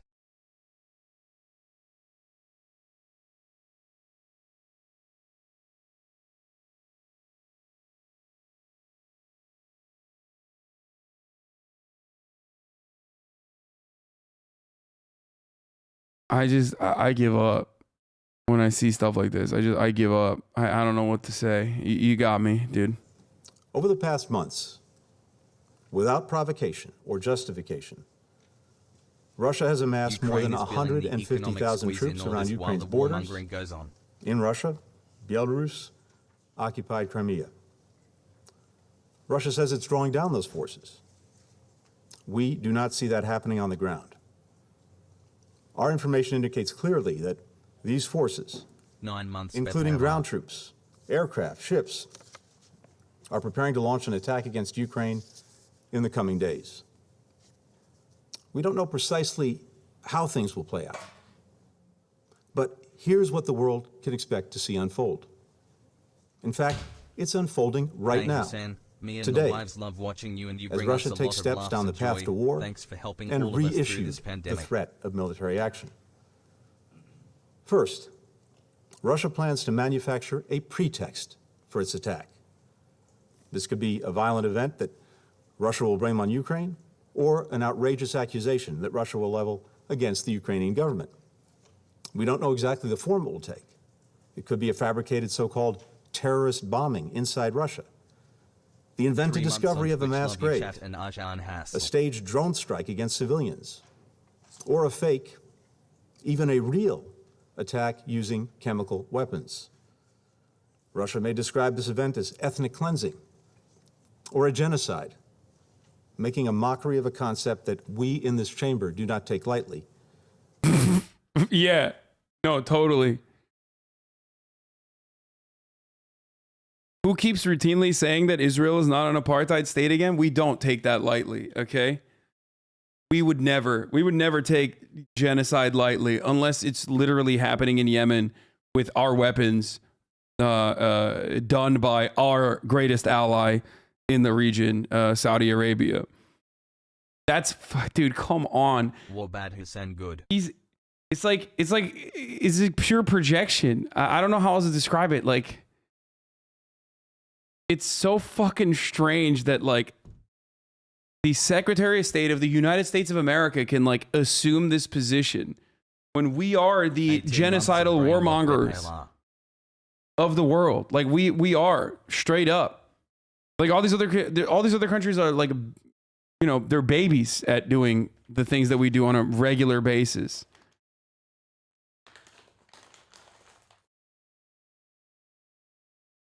We've been talking about this for days, but Grey names still advocate for corporate colonialism as a consequence of NATO membership. Also at Hasanabi. Nor do I take lightly, based on my family history. In the past few days, Russian media has already begun to spread some of these false alarms and claims to maximize public outrage, to lay... It doesn't matter. It doesn't matter. Like, they're doing propaganda for sure, okay? Of course they are. Of course they are. So are we, right? The difference is we're doing propaganda to the rest of the fucking world. Russia is doing propaganda to its own citizens, but ultimately it doesn't matter because they're not going to invade Ukraine, okay? But we're the ones who are making it seem like they are, and they definitely are, and they're going to do it tomorrow, and they're going to do it the day after, and they're going to do it a week after. Oops, didn't happen. Well, they're going to do it next week. Okay? That's the issue in this circumstance. Wait, what does it say? No, we don't have any propaganda. No, totally. All of that. The fact that our State Department is able to have a direct line of communication with every fucking American news outlet who turns around and repeats everything that anonymous sources in the State Department are saying without ever questioning it. Without ever fucking even, second guessing, questioning it, applying any sort of critical thinking to it. It's wild. And then we turn around and we go, no, that warmongering propaganda, that was good. That was literally good. We were doing it for the reason. We were doing it. I mean, I liked Glenn Greenwald's takes on this. I'm sorry. He's right about this. They're not even hiding it this time. The vast majority of reporting from corporate media outlets on Russia, Ukraine consists of nothing other than anonymous intelligence officials tells us. No verification, questioning, or doubt. They just go and proselytize as told. He's right on this. In these two tweets, Julia Ayoff, one of the most fanatical and deranged Russiagators, comes out and explicitly says not only that the U.S. media is being used to spread propaganda by the U.S. government about Ukraine, but that it's noble and they're being used this way. Finally, Glenn Greenwald is criticizing the media for once about like an actual adequate issue rather than fucking crying about like, I don't know, whatever the fuck he does all the time. Like that he just, rather than crying about like fucking how, random bread tubers or DNC operatives or some shit. Jesus fucking Christ. I do not think that they will do a full-scale invasion of Ukraine, but don't you think they might try to make play for Donetsk area and make a similar claim to what happened in Crimea? That is what I see them making a play at. Also agreeing with Glenn Greenwald, Pepela. Yeah, I know.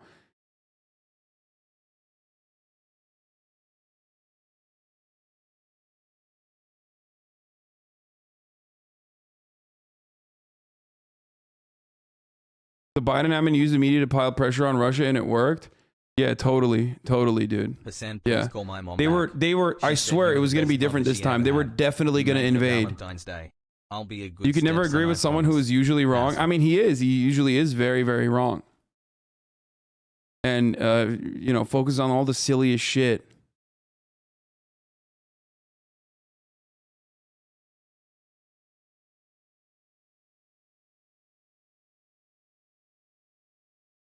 Anyway, a broken clock is right twice a day.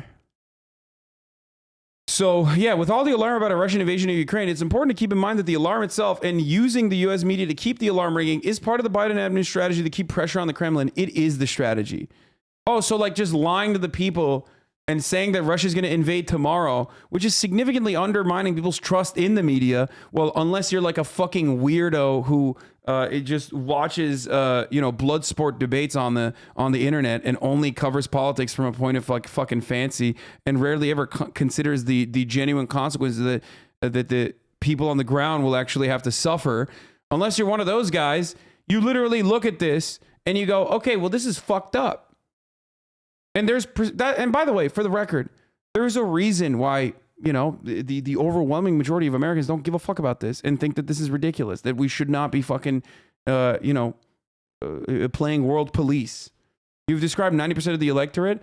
That's not, you think 90% of the electorate are fucking looking at this like team sports? No, 90% of the electorate doesn't give a shit. What the fuck's wrong with you? This is only an issue within the blob, okay? This is only an issue within DC, the DMV, okay? And also people who have fucking New York Times subscriptions. That's it. This is like whenever the media loves talking about like a fucking another college professor got fired, blah blah blah, and it's like, no, you just care about that because the media cares about it and they constantly talk about it. That's it.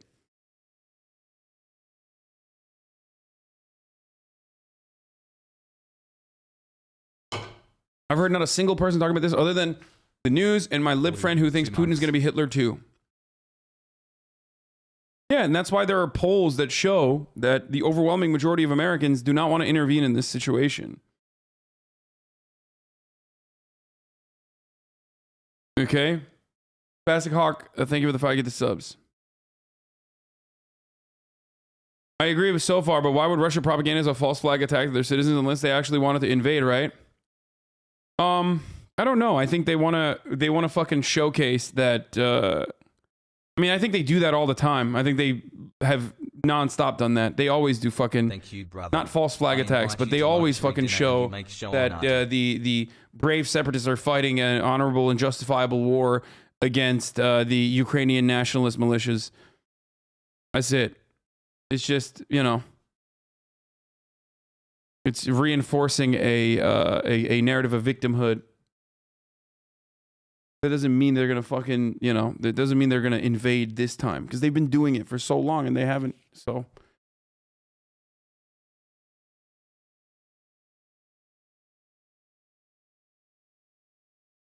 anyway, not all Ukrainians are loving the strategy, to be fair.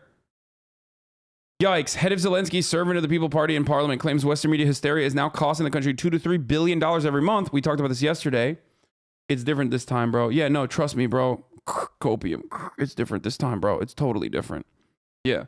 No, the only difference this time is that the media is like ramping the fucking narrative and is up your asshole. Thank you so much. So you think it's different this time. Okay, that's it. I already showed you that they've fucking done this a million times over and over and over again. They've done this so many fucking times. They've done this every year. It's just never a story to this degree. And then when they retreat some of those fucking troops on the border, it just quietly goes away. You start focusing on other shit.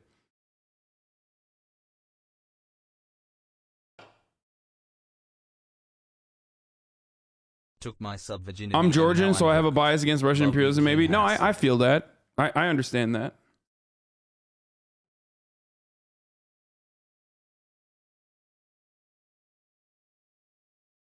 I mean, look, they are so consistently in the wrong. Like, I don't understand why you guys can't fucking see that, you know? They are so consistently in the wrong, but you want to believe that they're fucking right. So you just keep coming in here and telling me that, no, actually, my side of the argument is right. My side of the argument is right. In Washington foreign policy circles, Putin's classic tactic is called escalate to de-escalate. Now the 2.0 version, escalate to de-escalate to escalate. Wow, dude. Man, that's crazy. That's crazy. It's just this... You know, this brilliant tactician, dude. He's just doing all of these.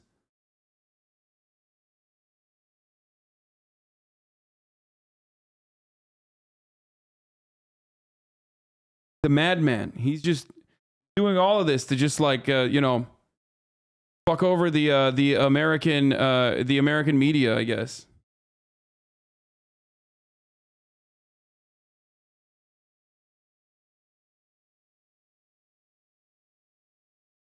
We're going to talk about Elon Musk's deleted tweet in a second. Hold on. I just had to...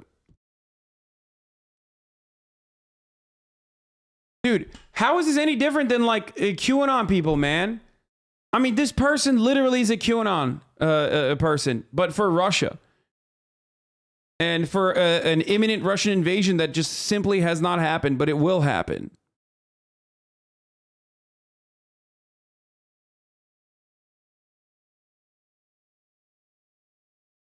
How do you guys not see that? It's fucking frustrating.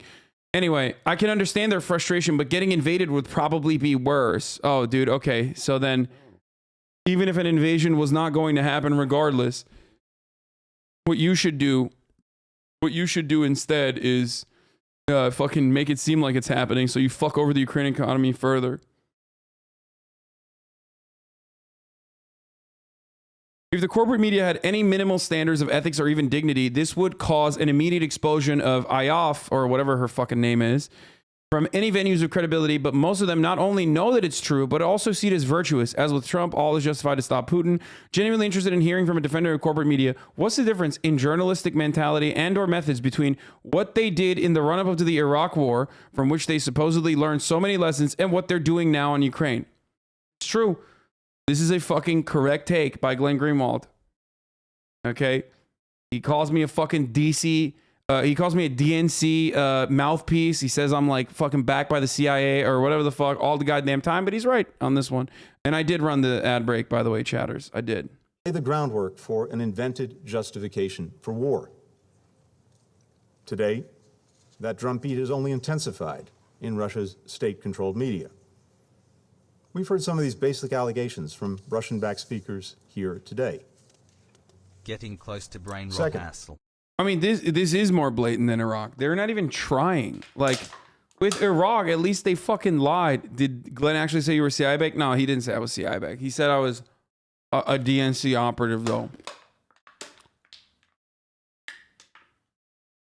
Brother, you and Greenwald are welcome to Motherland in response anytime. to this manufactured provocation, More work than NKVD ever the could, highest brother. levels of the Russian Thank you so government much. may theatrically convene emergency meetings to address the so-called crisis. The government will issue proclamations declaring that Russia must respond to defend Russian citizens or ethnic Russians. Nice self-report? Yeah, dude, you know me. My family is big worried. DNC boy. I keep talking about cars and jelly deal. They want me to stop always using accents.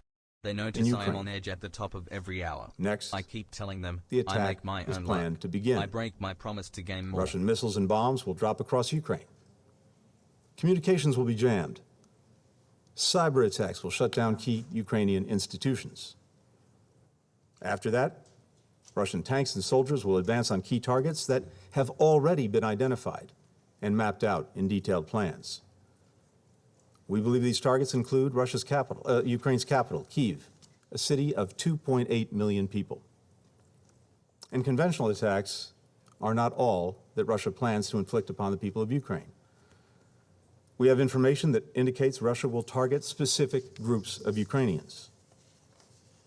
We've been warning the Ukrainian government of all that is coming. And here today, we are laying it out in great detail with the hope that by sharing what we know with the world, we can influence Russia to abandon the path of war and choose a different path while there's still time. Now, I'm mindful that some have called into question our information, recalling previous instances where intelligence ultimately did not bear out. But let me be clear. I am here today not to start a war, but to prevent one. The information I presented here is validated by what we've seen unfolding in plain sight before our eyes for months. And remember that while Russia has repeatedly derided our warnings and alarms as melodrama and nonsense, they have been steadily amassing more than 150,000 troops on Ukraine's borders, as well as the capabilities to conduct a massive military assault. It isn't just us seeing this. Allies and partners see the same thing.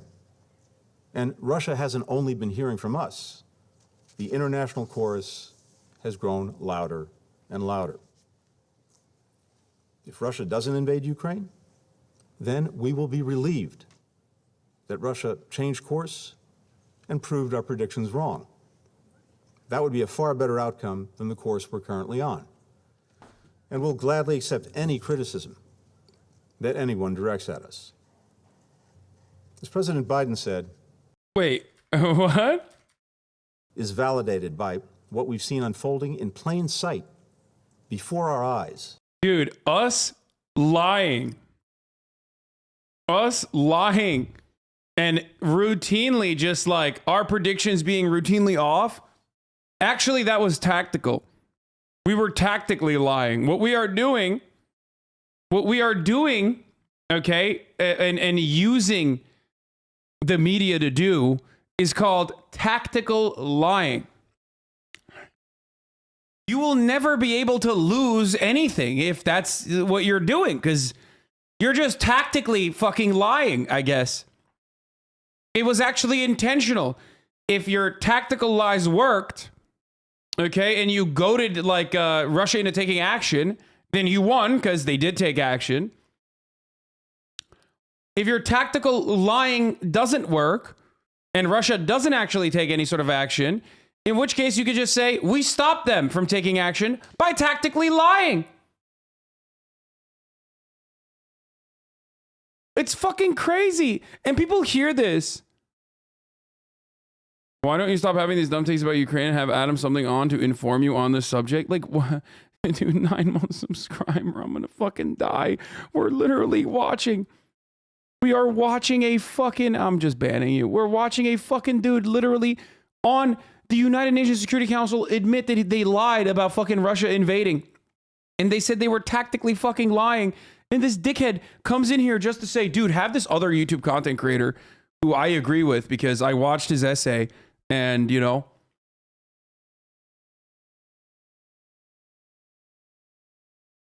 that wasn't bait, I don't think. Anyway, let's continue. For months. And remember that while Russia has repeatedly derided our warnings and alarms as melodrama and nonsense, they have been steadily amassing more than 150,000. Okay, for the record, there are 150,000 people, right? Like on the border, right? Yes, dude. It doesn't matter. There was fucking 90,000 last year. There was 80,000. There was 100,000 3 years ago. That happens every year. It's military exercises that occur every year to do a fucking demonstration of how fucking terrible it would be if Ukraine was no longer a buffer zone, okay?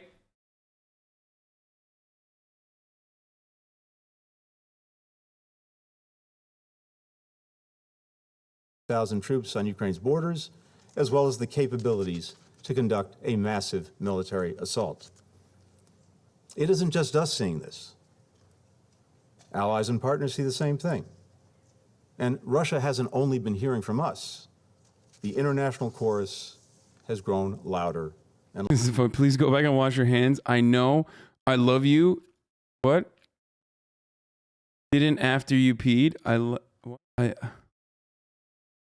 Incredible. Backseating my fucking habits here. If Russia doesn't invade Ukraine, then we will be relieved that Russia changed course and proved our predictions wrong. That would be a far better. On a nice note, I was able to point to the media blackout on the Ukrainian telling NATO / the US to chill out in my media ethics class as an example of flaws in reporting. Your message is getting through. And then your teacher fucking gave you an F probably. Yeah, that's the wild part. Like, these fucking major news websites are never talking about the consequences or ever talking about like what the Ukrainian administration is saying. Like, they're like, hey, we're worried about Russian incursion, but like, can you guys calm the fuck down? We're trying to diplomatically deal with the situation, and you guys are really fucking this up. That has been the routine information coming out of Ukraine, like literally over and over again. Ukrainian authorities that we care about the Ukrainian people, right? We care about them, supposedly. That's why we have to fucking turn Ukraine into one big NATO base, right? And the Ukrainian authorities keep saying, dude, chill the fuck out. And it doesn't even matter. It's like, you never fucking hear that. It's like very rarely covered. You only hear about like the war drums. Outcome than the course we're currently on. And we'll gladly accept any criticism that anyone directs at us. As President Biden said, this would be a war of choice. And if Russia makes that choice, we've been clear, along with allies and partners, that our response will be sharp and decisive. President Biden reiterated that forcefully earlier this week.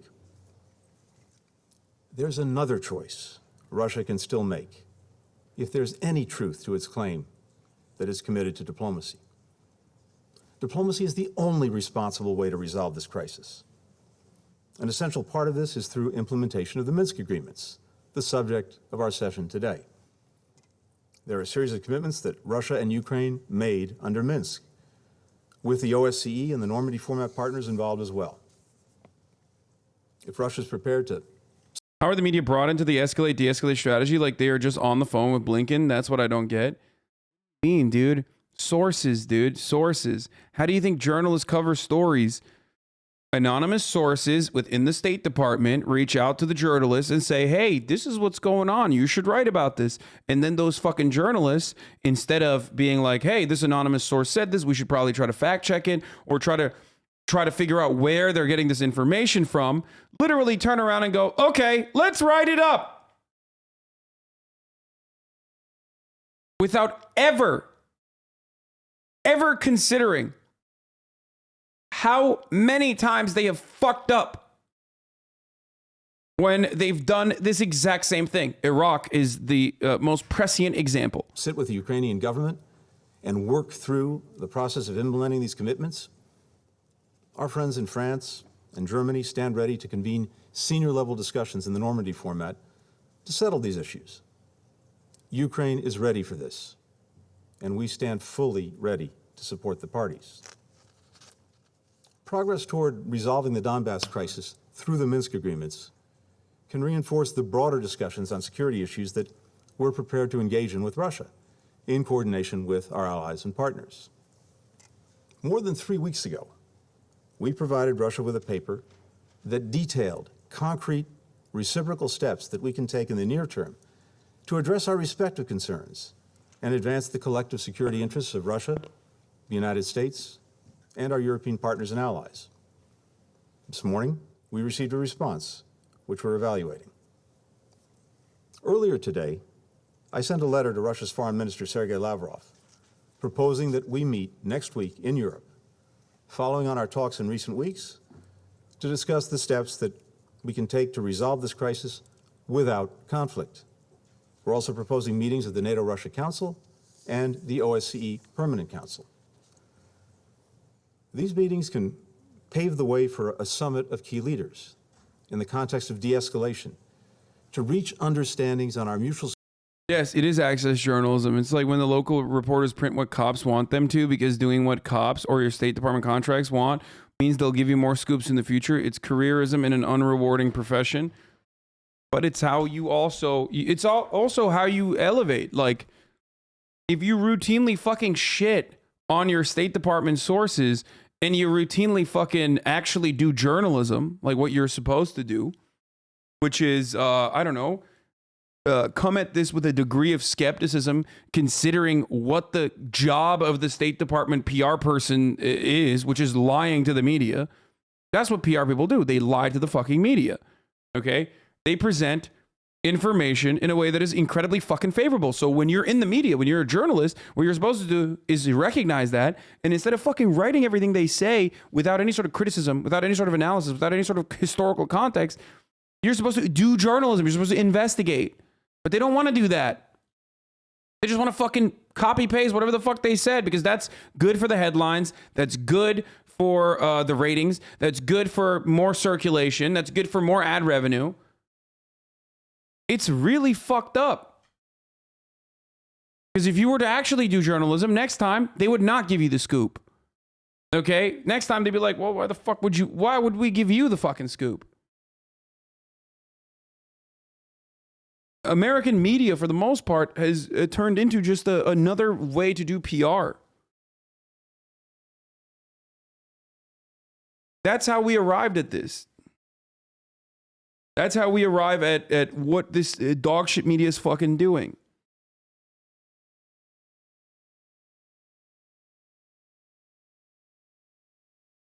Security concerns.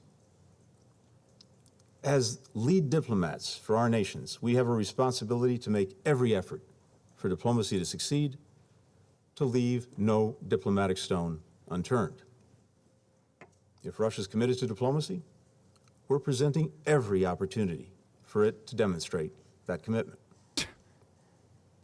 I have no doubt that the response to my remarks here today will be more dismissals from the Russian government about the United States stoking hysteria, or that it has no plans to invade Ukraine.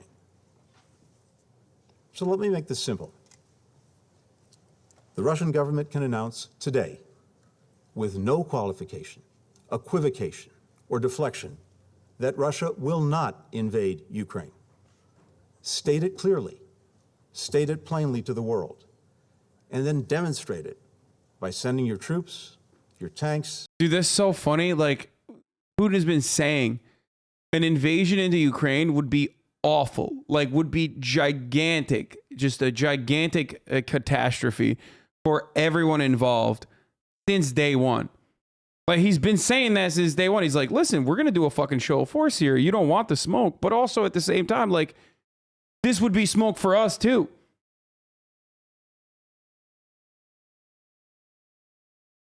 He's been saying that nonstop. Putin didn't say that. Yes, he did.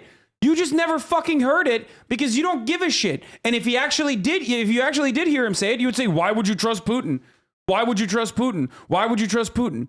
Okay, even if you don't trust Putin, then understand that, like, the reality is, if Vladimir Putin was engaged in a counterinsurgency war in its fucking neighboring country with 44 million individuals that have gotten training from Canadian forces, American forces, that are getting a fuckload of weapons from America in general, then that would be a gigantic problem, and that the Russian economy would suffer, and there would be a war of attrition that would destroy the Russian economy. And the only people that would benefit from that would not be the Ukrainians, would not be the Russians, but actually just UK and the United States that are selling them the fucking guns after giving them the loans to sell them those fucking guns. Okay?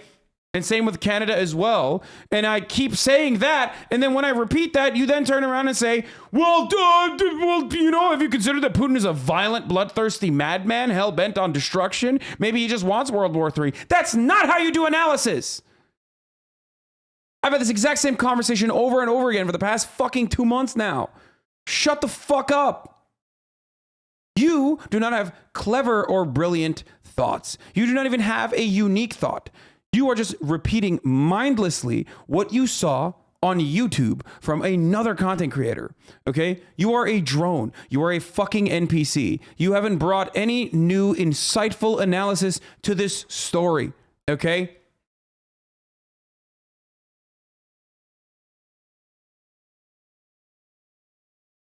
Fuck.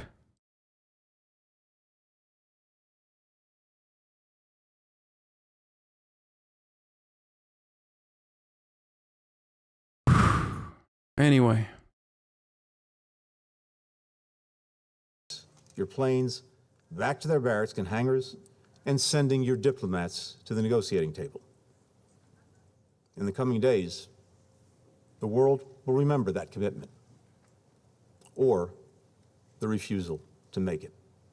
I yield the floor.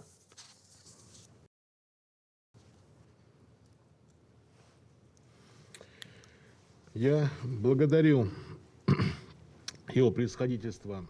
All right, we've been listening just now to a very significant speech from the Secretary of State, Tony Blinken. Let me be clear, I am here today not to start a war, but to prevent one. Joining me now, let me start with David Sanger, CNN national security analyst, also correspondent for the New York Times. David, you were listening into this. What do you think of what the Secretary of State just said?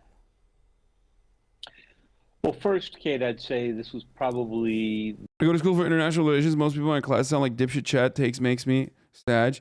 Yes, dude. Unfortunately, the neoliberal machine, especially when it comes to like foreign policy in most college campuses, is going to force feed you the State Department position over and over again. Actually, it's even more nefarious than that. They might actually show you how fucking devastating American State Department propaganda has been, like when in the lead up to the Iraq War, for example, or all these other major fuck ups that the American government is engaged in historically. But then they'll turn around and say, this time is different. And that's exactly what they said every other time that they fucked up.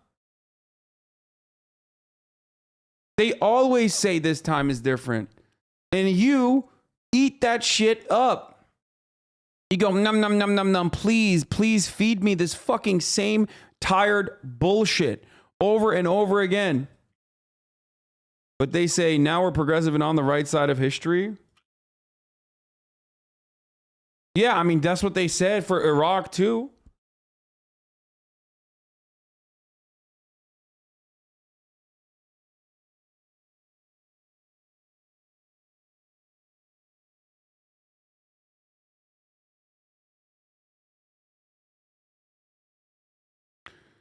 Your analysis is also a little twisted. He threatened that if his demands are not met, he'll start a nuclear war.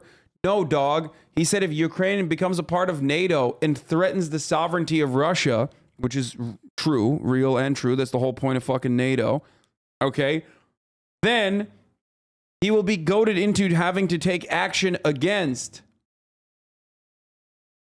Ukraine, which would then draw, as a consequence of Article 5, all of the rest of the fucking nations into war, and that war would escalate to catastrophic results because these are wars between nuclear powers. It's true.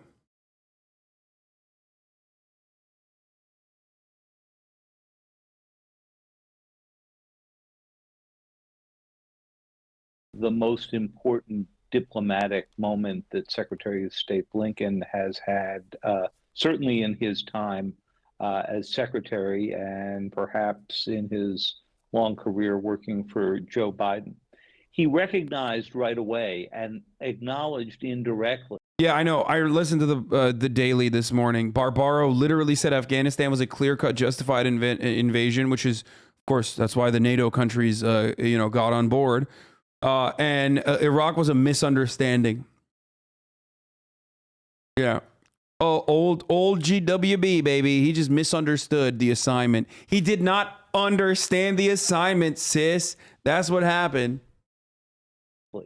That this speech would be compared to Colin Powell's famous speech in 2003 when he laid out the evidence that the Bush administration thought they had about Iraq. And that's why he used that line, "I'm not here to start a war, I'm here to prevent one." And he basically challenged the Russians to prove the administration wrong by laying out this whole order of battle, saying that the Russians would begin with an incident, then moving on to the cyber attacks, the missile attacks, and then the invasion of the country. He was basically saying, prove me a liar. I'll be happy to take that rap. British strategy is just plain stupid, though. They keep showing how big and strong their army are next to the borders of their buffer countries. How are they not expecting those countries wanting to join a huge military coalition? Are you fucking kidding me? If they didn't do that flex, then America would be way, way more into allowing Ukraine to join NATO. America will never stop Ukraine and other countries from joining NATO. That's their fucking purpose. Unless there is a balancing counterforce, a serious enough threat that this country, if they join NATO and no longer are a neutral buffer zone, will not create the all-out war.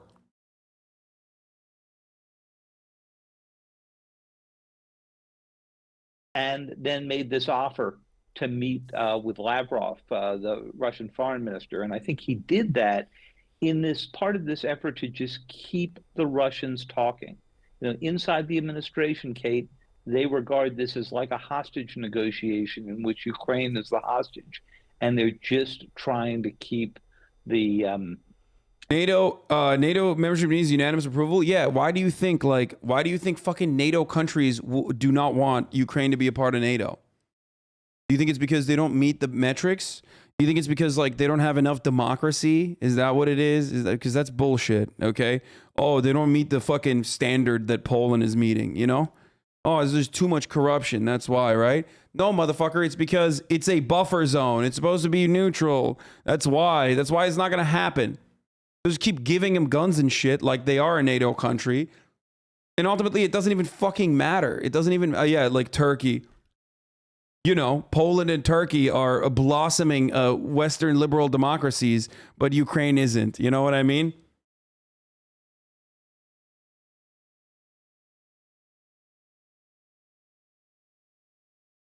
Russia and Belarus don't want a democratic nation on their border.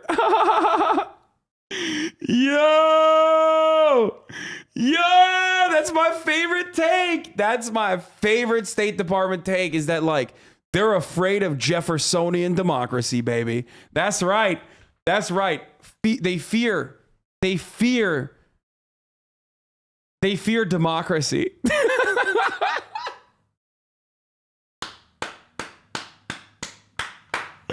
They hate us for our freedoms, brother. That's like the fucking liberal way. That's a blue way of saying they hate us because they hate us. They hate us because of our democracy and our freedoms, brother.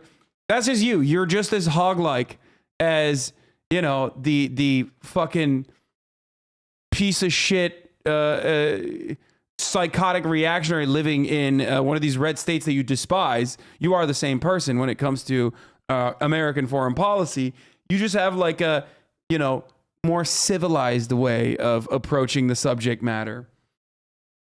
It's the difference between people being like, Iran, we need to fucking glass it. We need to glass Iran. They're Muslimans out there. They're terrifying. Versus, we need to glass Iran because the unfortunate reality is that they are whipping homosexuals there. Yeah, that's right. Oh, wow. You don't want to glass Iran? Well, have you thought about the fact that there are no rules there for gay people? Yeah. Didn't think so.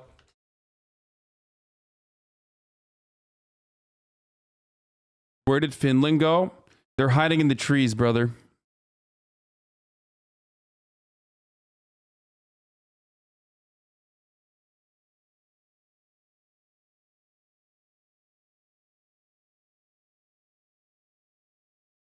Dude, we got to put another one, dude. There's got to be like one more NATO base, dude. I'm just saying.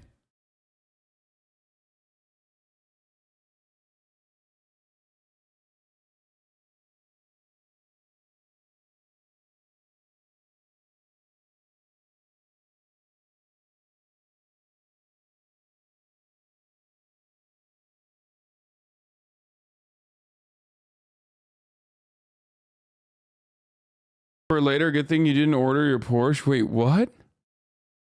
I just got a call from my dealer. My car is now adrift, possibly on fire in the middle of the ocean. Well, some folks aren't getting their long-awaited Porsches and whatever else was on this boat. Car carrier Felicity Ace issued distress signal in the morning. The ship en route from Emden, Germany to North Kingstown, USA. Felicity Ace went NUC soon after issuing distress signal. 22 of the crew were reportedly evacuated. Oh no. Oh no.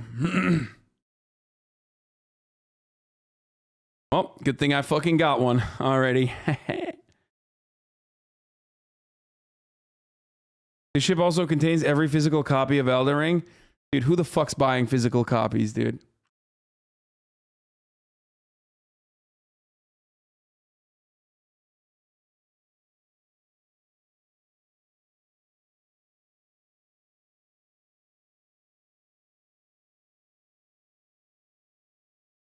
And digital copies, Pago.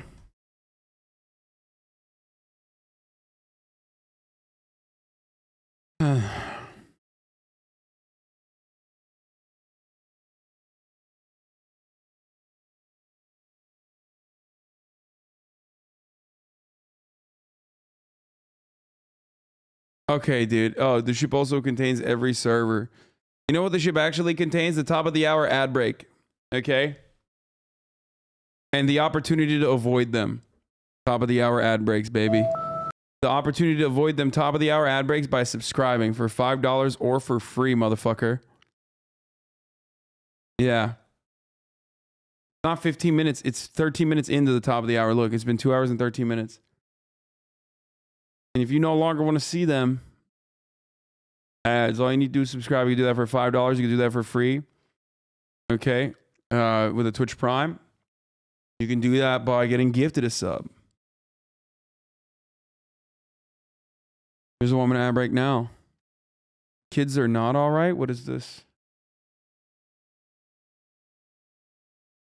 Open up the schools. Y'all, so high school had a walkout today, and this little white girl had said this. Y'all saw a high school had a walkout today, and this little girl had said this. I am so glad that years ago, Dr. Martin Luther King, the first black man, ended slavery. Because if not, people would be whipped every day for thousands. People are clapping. Why are they clapping? Why are they clapping? Oh, God. Y'all saw a... Okay, we do need to open the schools, no matter what it takes. MLK is the very first black man to end slavery.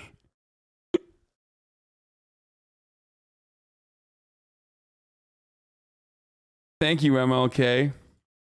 Bro, they need CRT. They need CRT. They literally need CRT. High school.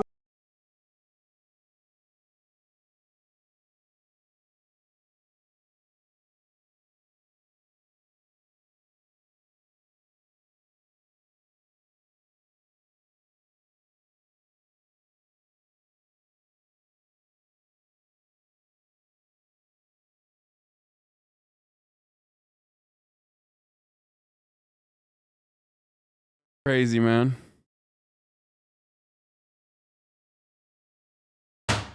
Obama was the second black man to end slavery. Oh, Jesus Christ.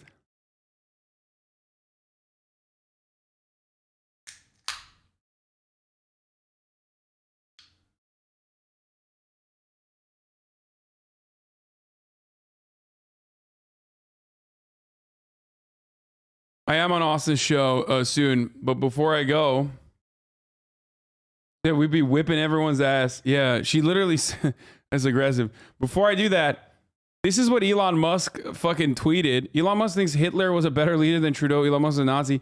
Now, I don't know what the fucking joke was here. Stop comparing me to Justin Trudeau. I had a budget.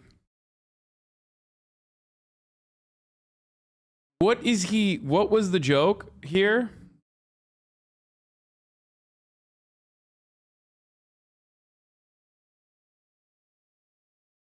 Like, what was he trying to say?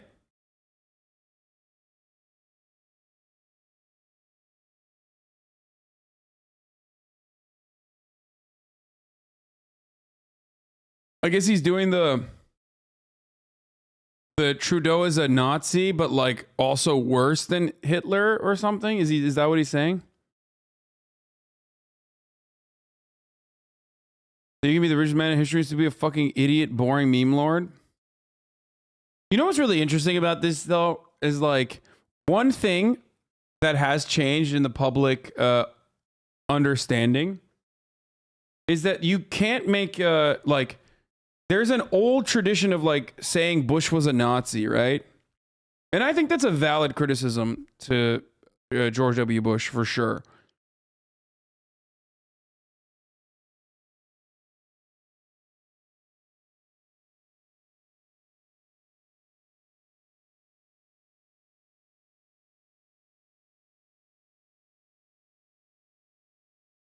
But it is kind of interesting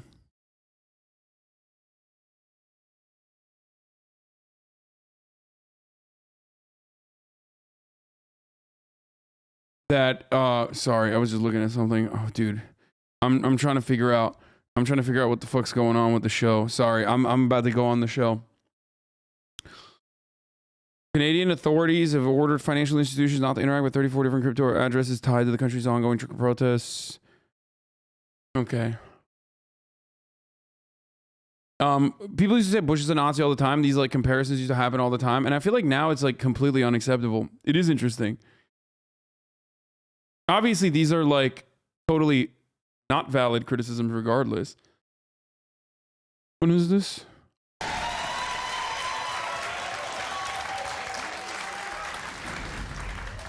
What's he watching? Alicia, why would you want to be with him? He doesn't want to be with you.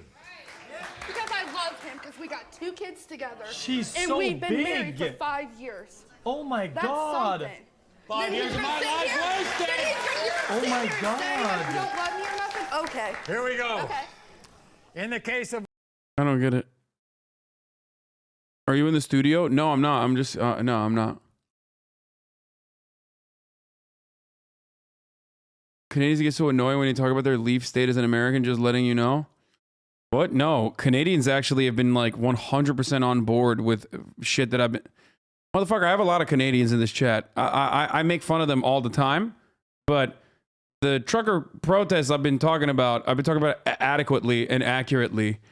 The only time when Canadians maybe get a little annoyed with me is when I say like I think freezing their assets is not a good precedent, and like considering these guys as like terrorists or as a terror cell, and like freezing their assets is not appropriate is something that people get mad at, but overall they are fucking hogs. the truckers, like 100%. I'm not one of those like fucking weirdos who's like, this is real working class movement.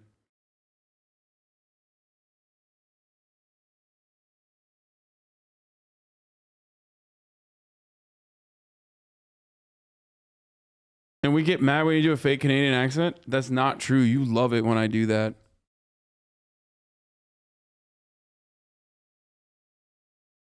What? Yikes. Take a minute to watch this. It's tempting to view Putin as some world-dominating mastermind, says Chris Murphy, one of my favorites. But that's not what's happening here at all. Are you having a hard time following what's going on in Ukraine? Then this video is for you. If you watch the news these By the way, remember, Chris, we tried to do a soft coup in Venezuela and failed because of Donald Trump's incompetence, Murphy. Okay, truckers are the worst? No, truckers are fucking awesome. I love truckers, dude. Truckers are unionized. Truckers have one of the largest fucking unions in general, both in Canada and also in North America, you know? And truckers are dope. They make a fuckload of money. They're awesome. They have a really, really hard job to do. Okay? I love truckers. Big mother truckers, dude. I'm a big fan. 90% of truckers in Canada are already vaccinated. The Teamsters have come out against the Teamsters, which represent 50,000 truckers in Canada. Okay? Those motherfuckers are against the Canadian trucker protest. This is not a real protest. It's a reactionary minority that is protesting against public health safety measures in the fucking workplace, dude. And they're backed by the American wealthy, they're backed by wealthy Americans, okay?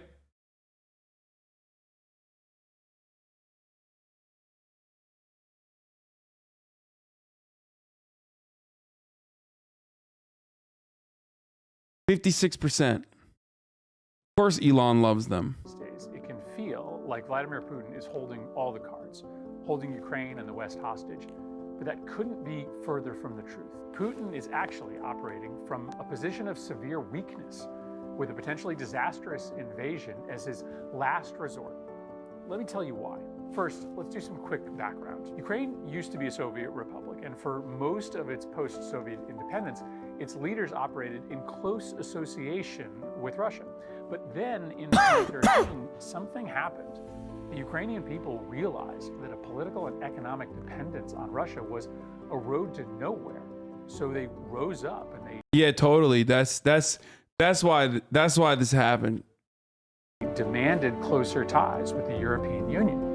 Putin and his cronies in Ukraine, they panicked and they gunned down the protesters. Now that backfired big time. Putin's allies were run out of the country and the nation elected ardent pro-Europe and pro-US leadership. In response, Putin invaded Crimea and he invaded eastern Ukraine, but frankly, that just hardened Ukrainian people's anti-Russia sentiments. Still, Putin's desire to control Ukraine, it didn't go away. So now he's moved. Thank you, Zedmore, for the 10 gifted subs. 150,000 troops to Ukraine's border. And wait, even if this was all like 100% verifiably true, okay, it does kind of make it seem like he's a mastermind, doesn't it? Like,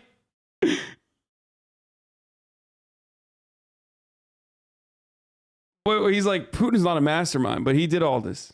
And he's threatened a full-on invasion. Putin hoped that this threatened invasion, all of these troops on Ukraine's border, would upend Ukraine's government, collapse it, or maybe create tensions and fissures within NATO, weakening the alliance, or result in the West folding and agreeing to his demands.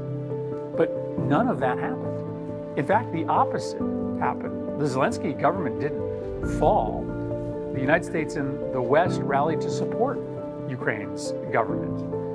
NATO and Europe came together, rallied to support Ukraine's sovereignty. And Putin's list of...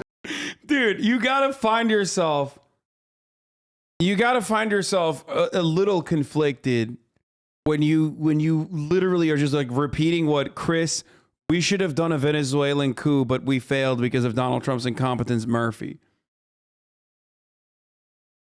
Demands went nowhere. The West. I mean, these are all the exact same talking points that I've addressed like a million times over in the chat so did far. not give in. Now, faced with this reality, The United States has been, fucking defending Ukrainian sovereignty so hard that even the fucking, like I said, Hasanabi shows that he's an honest broker. Oh my God. Stop. Yeah, they were supporting Ukrainian sovereignty so hard that even the Ukrainian government's like, dude, please stop. We're trying to fucking de-escalate. Please stop. Putin has only two ways out: back down or proceed with an expensive, costly, and potentially... Bro, you got a house and Porsche with Russian money. Stop simping for Russia. You have it all already. No, you fucking moron. I've been able to buy a house and a fucking Porsche because of you.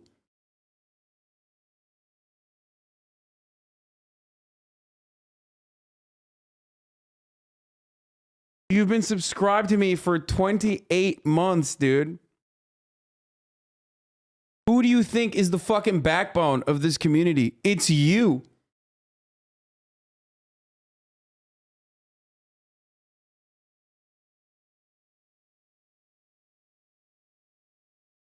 Unless you motherfuckers are like, organized and ordered by Vladimir Putin to give me fucking gift subs. I don't know.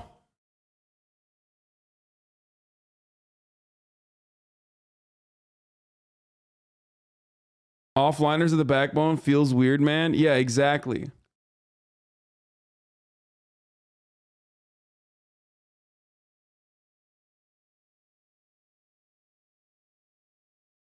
It's so funny because he's just like, he's been consistently giving me money and he's like, long-term subs in this community are fucking cringe. I know. 2-year subscriber, 27 months. Disastrous invasion of the largest country in Europe.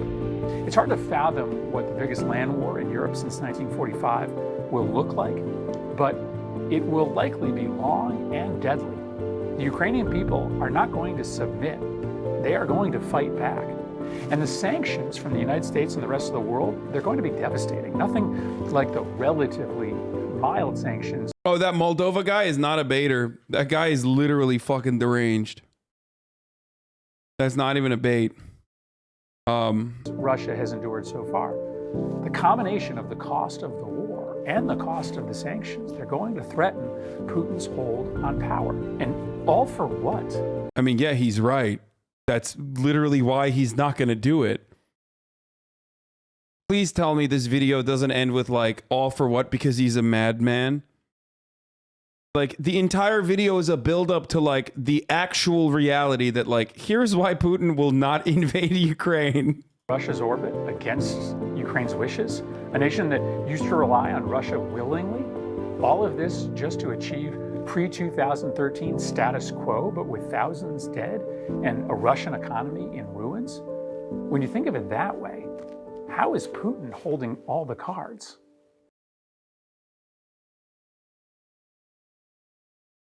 I mean, he's not. Why can't fucking, why can't Ukraine engage with both the EU and also with Russia?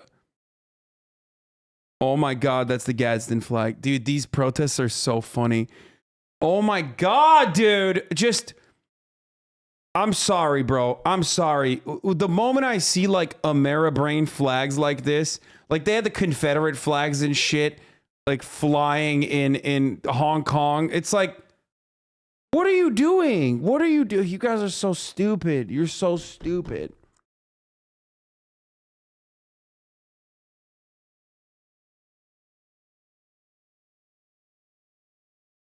No Confederate flag here. No, they have fucking Nazi flags though.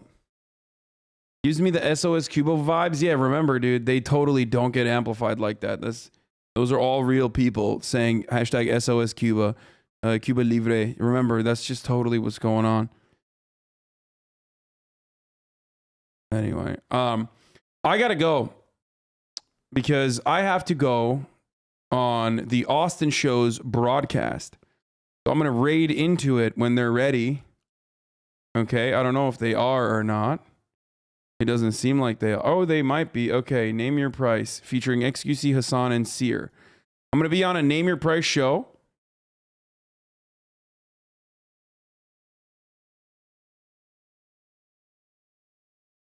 Okay, I'm going to run a 3-minute ad break here, and then I'm going to raid the Austin show. Or wait, maybe I'm not, actually. Hold on 1 second. Wait, I might not. Hold on. Should I raid now?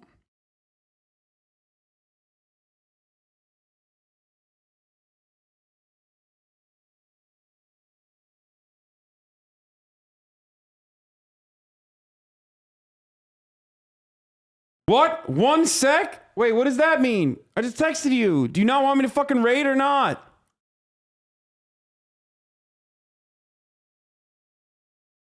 Make sure you get your daily sandwich before you go. Bring them sandwiches. Thank you. What's up? Am I raiding or not?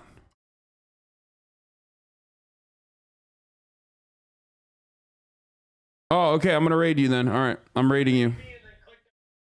Okay, dude. I know. All right.